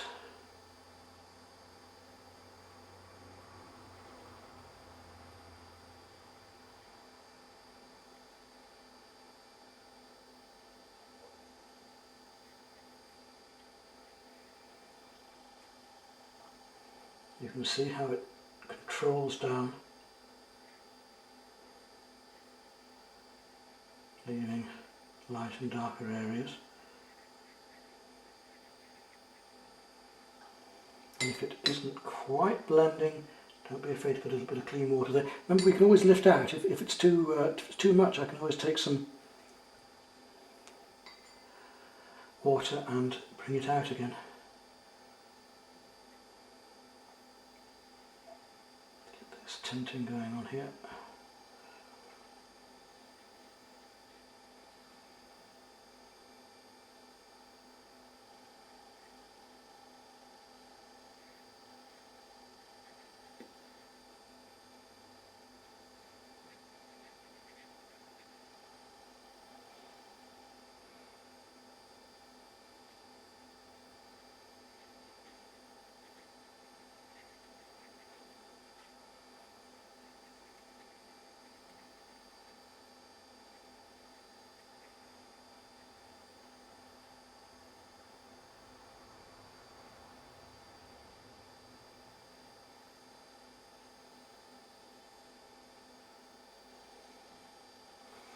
See how that paint is blending itself in for me and almost painting the feathers on my behalf. Now I need to come back into here with some more water to get these soft effects up here.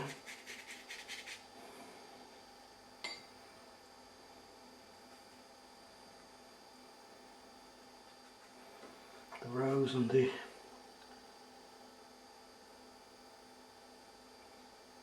feel my way. The ends of these fluffy little feathers are. Just tip of the brush at the moment to give these little stripy soft areas.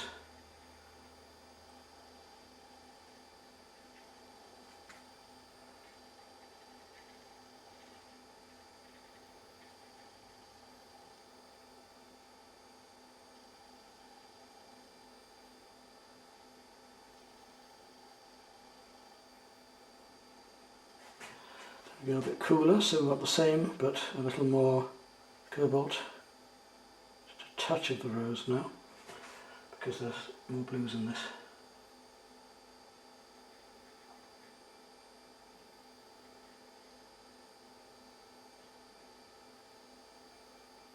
Even under that feather we've already done a little bit there. I want a little bit more detail going on there. This feathery effect, and here. Because that's dry now, if I paint colour over it, get a little more texture.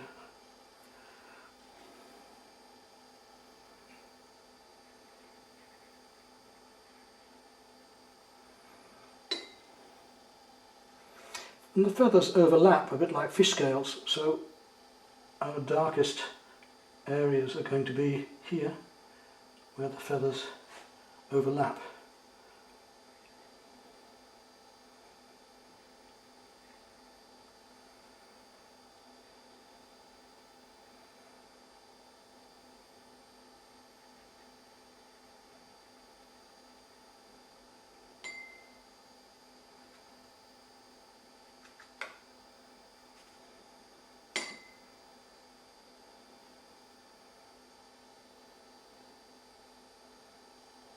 Make that colour too strong, just strong enough. I've got to come back into this yet while it's still wet, obviously, to paint the warm colours in.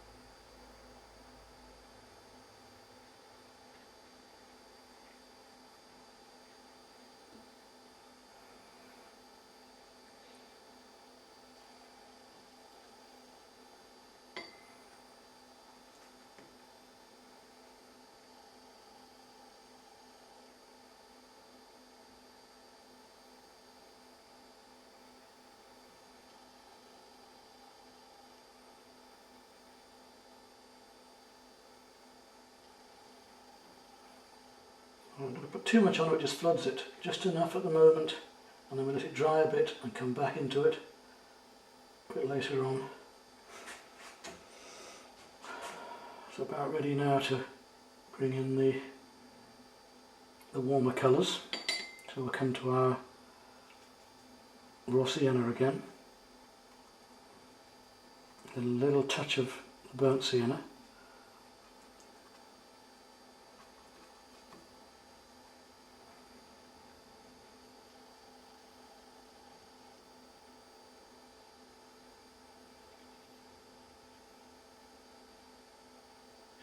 start to pick up the stripes again.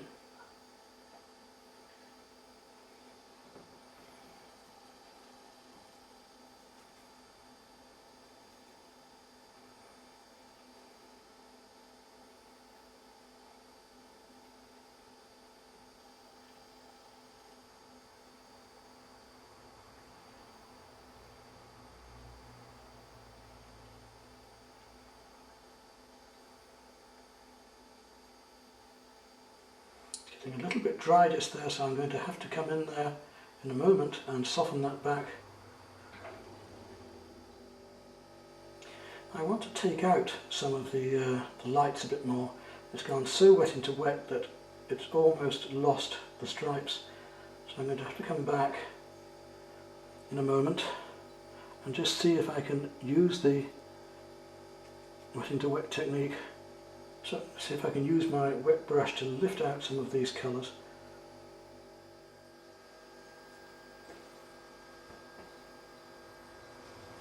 There we go, we'll leave that to dry and then we'll come back again.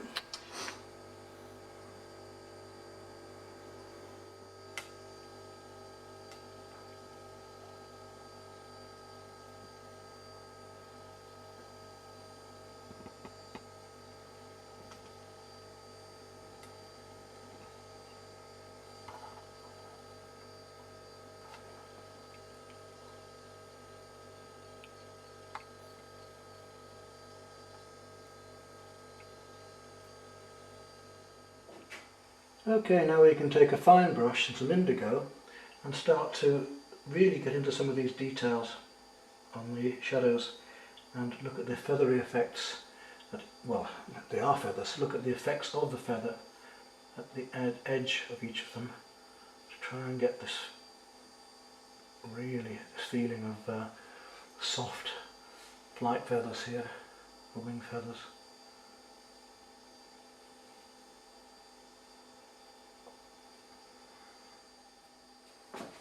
So we'll look now at how we can use the oval mop by just squeezing it out and with a little bit of dark paint you can use the edge to get this textural effect for the very fine edged feathers, because the edge of the mop just breaks up slightly, and we can use that effect right up through into the wings, as you can see here.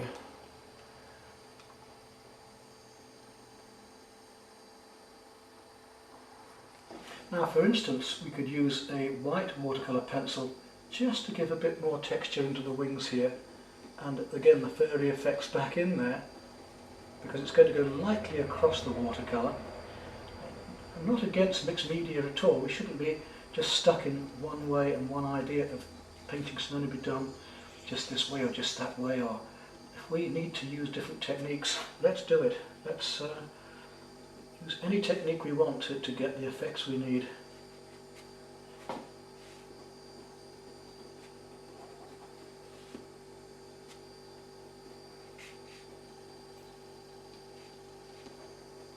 It can be very effective now to try and get some of the feathery effects in here.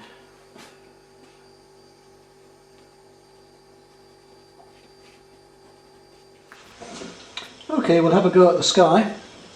Take my big oval mop and wet all of the area for the sky that I want to cover.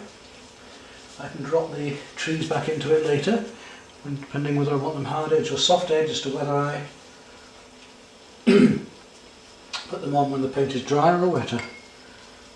I want a fairly soft background because I want it to go slightly out of focus. It's going to be the same with the snow.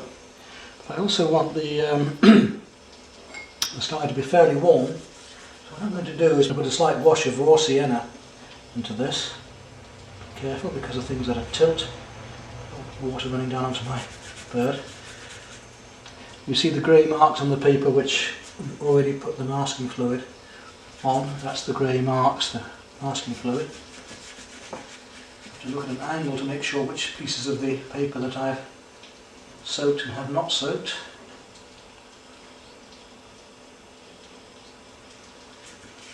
Good. And the sky comes across here as well. It might seem rather strange, but if I use a coat of raw sienna first of all, just thinly, I can still put the blues over the top without it having any real adverse effect. And I can use the tissue to take any light areas out. So just a fine layer of this nice warm raw sienna, which is quite transparent.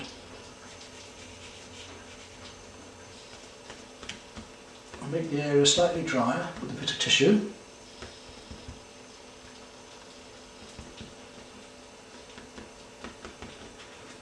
Which means that later my paint won't spread quite as much in these spaces. Okay, now with the cerulean blue, a cool blue,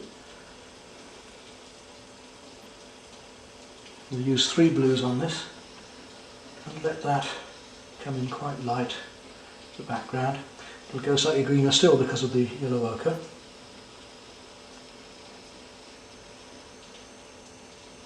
Just dabbing it down and around here to leave any bits of the yellow cloud showing through.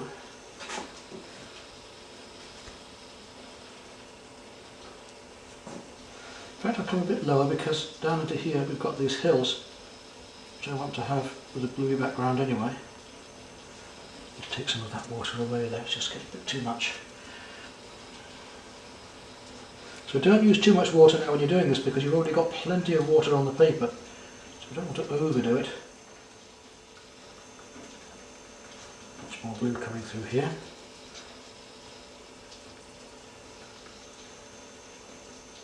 Okay, now we're ready to come up with our warmer blues. We'll go one stage up, we'll come into our cobalt before we go into the ultramarine. You see what a lovely blue that gives us.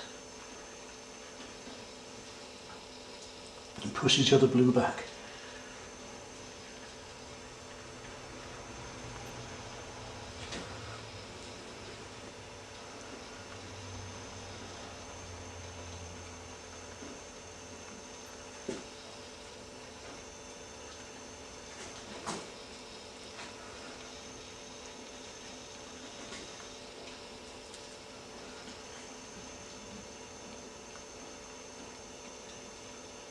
There we go.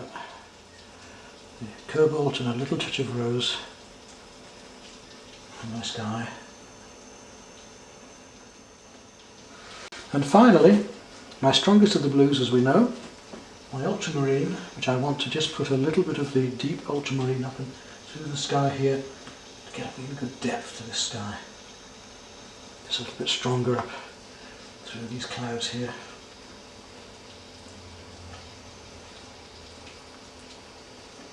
There we go, really lovely bit of ultramarine.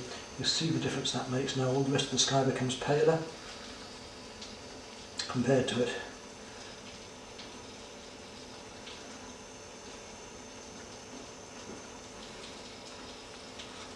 And we get a lot of spatial feeling in the sky doing it this way.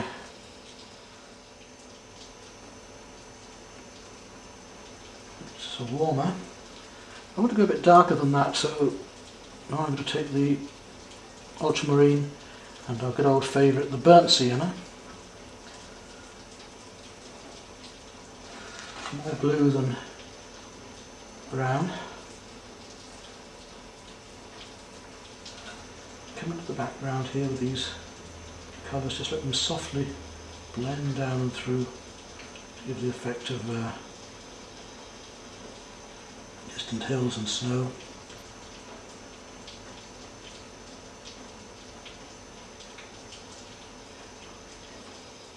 On the hawk.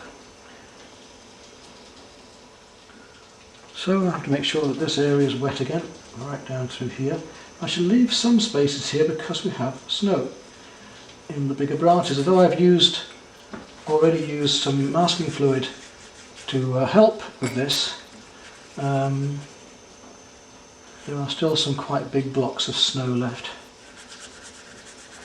on top of those branches. So wet into wet again. Just wet this section now. I'm going to come down with the same colours. So first of all I'm going to start off with my cobalt violet, which is very similar to the mixture of the cobalt and rose. You could make the same, just for catching some of these light areas of snow. Pink light coming onto them. And I'm going to come down to my cobalt itself and drop that into them, just so I know where the areas of snow are.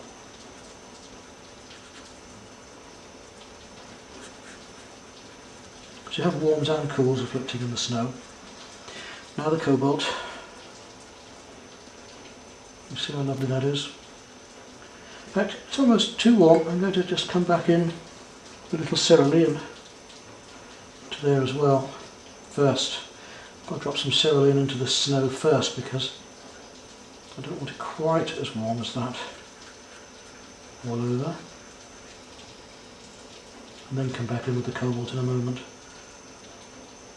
Some snow coming behind the buzzard's wings here. Right, let's go for it now with the dark colours behind them that we had earlier on. So we're starting with our raw sienna and cobalt, sorry, ultramarine, raw sienna ultramarine, the yellowy areas behind here of dying leaves and branches.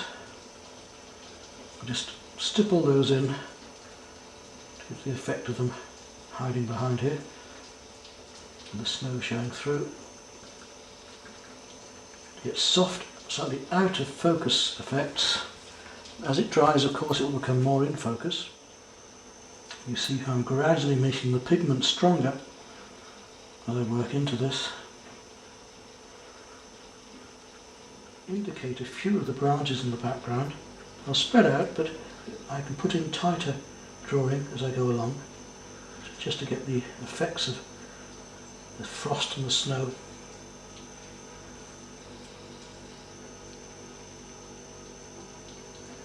The background's still wet. I'm just going to drop in some of the greens for these trees because I want those again also a bit softer. These fir tree areas coming through here. I'll start off with a fairly light green, sap green with a little touch of burnt sienna into it.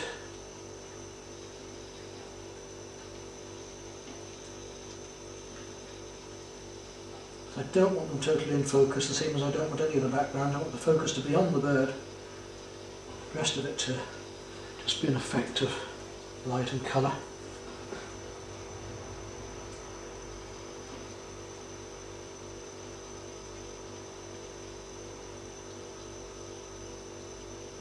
See how we can use the edge of the brush to give the feeling of, because I'm going to go over this with another wash later, which will soften it again. I can come back in and make more detail.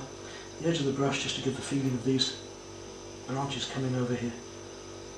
Pull things forward there. Now, ultramarine. And let's drop some quite strong ultramarine, almost pure, just into the tree here.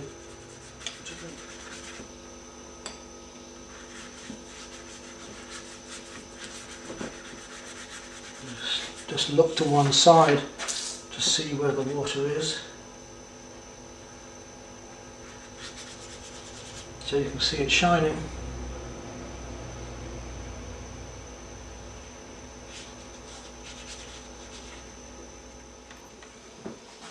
We finish off with the big brush. We're just down now to dropping in some of the final colours. The details that we can do now when the paint's dry.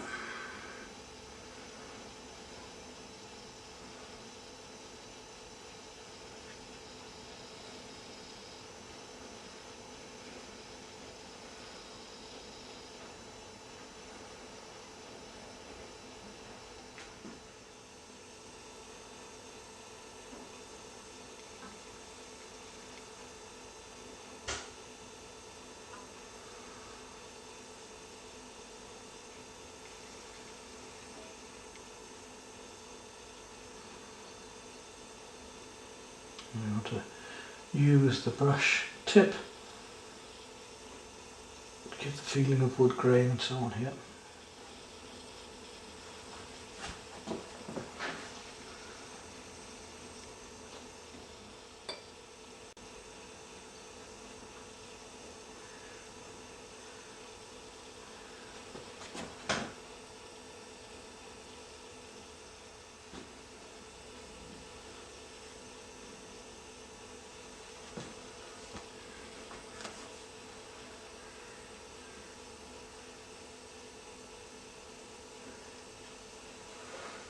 And that's about all we need for the stump. We don't want to take the eye down there too much.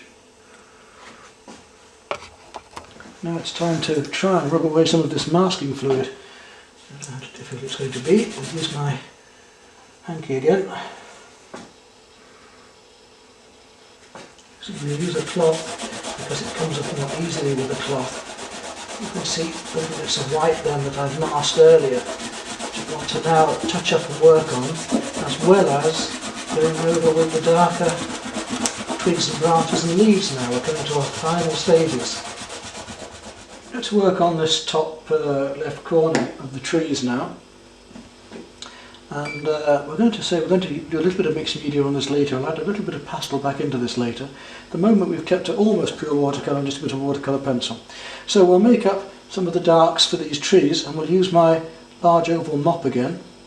And I'm going to make a mixture of the raw sienna again and some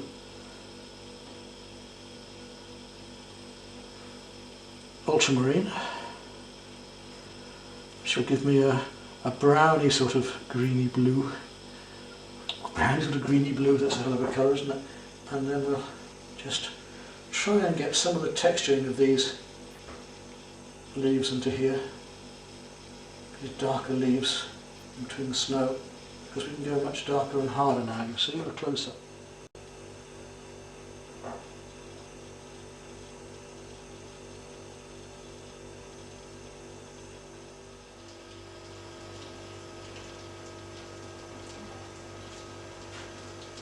If we have the darks, we might as well use them where we need them elsewhere.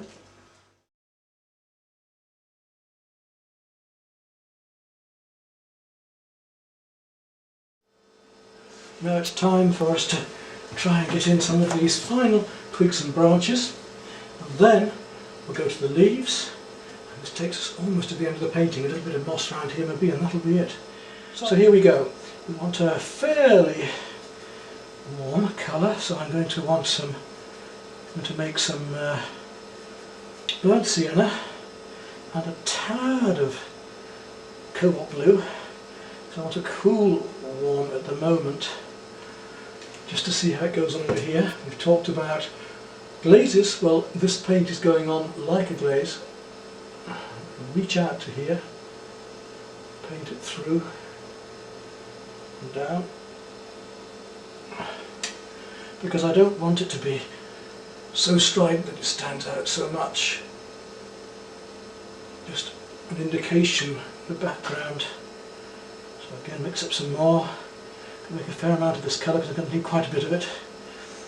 So cobalt and burnt sienna at the moment. Get a little warmer as it comes down through here. And it's going to be slightly broken too as it comes in between bits of... Now let's go for these leaves up here in this sort of late autumn, early winter scene. I'm going to use my oval mop again now, and I think I need to go to something a bit lighter, so I'm going to hit it with a little bit of cadmium orange. Try and get a clean brush first and see what that looks like on there. I want it fairly thick now, I want a fairly heavy paint. It may not be strong enough.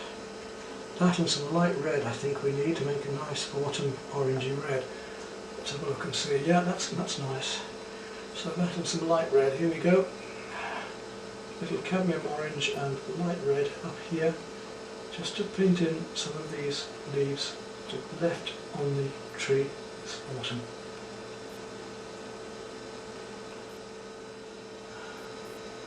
So we'll make that brown darker up here.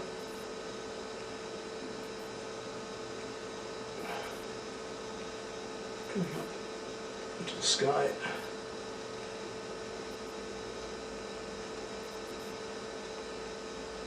And down through to the wings. Got one or two leaves up here, just a few. Not many.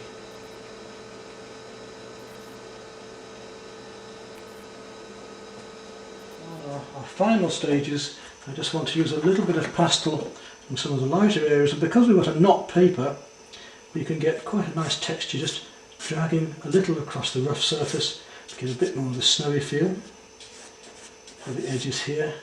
Not too much, just a little touching up. You can use pastel as watercolour without it looking too blatantly wrong.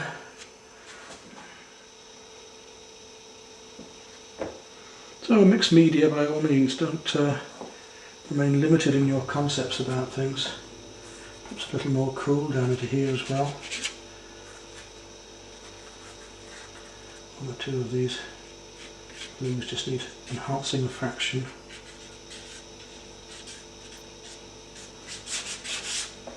We can just blend it back.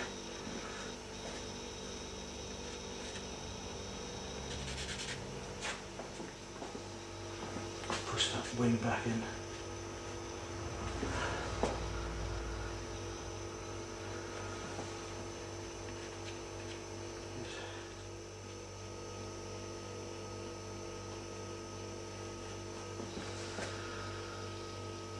There, I think, keep saying that, but there, I think we're there.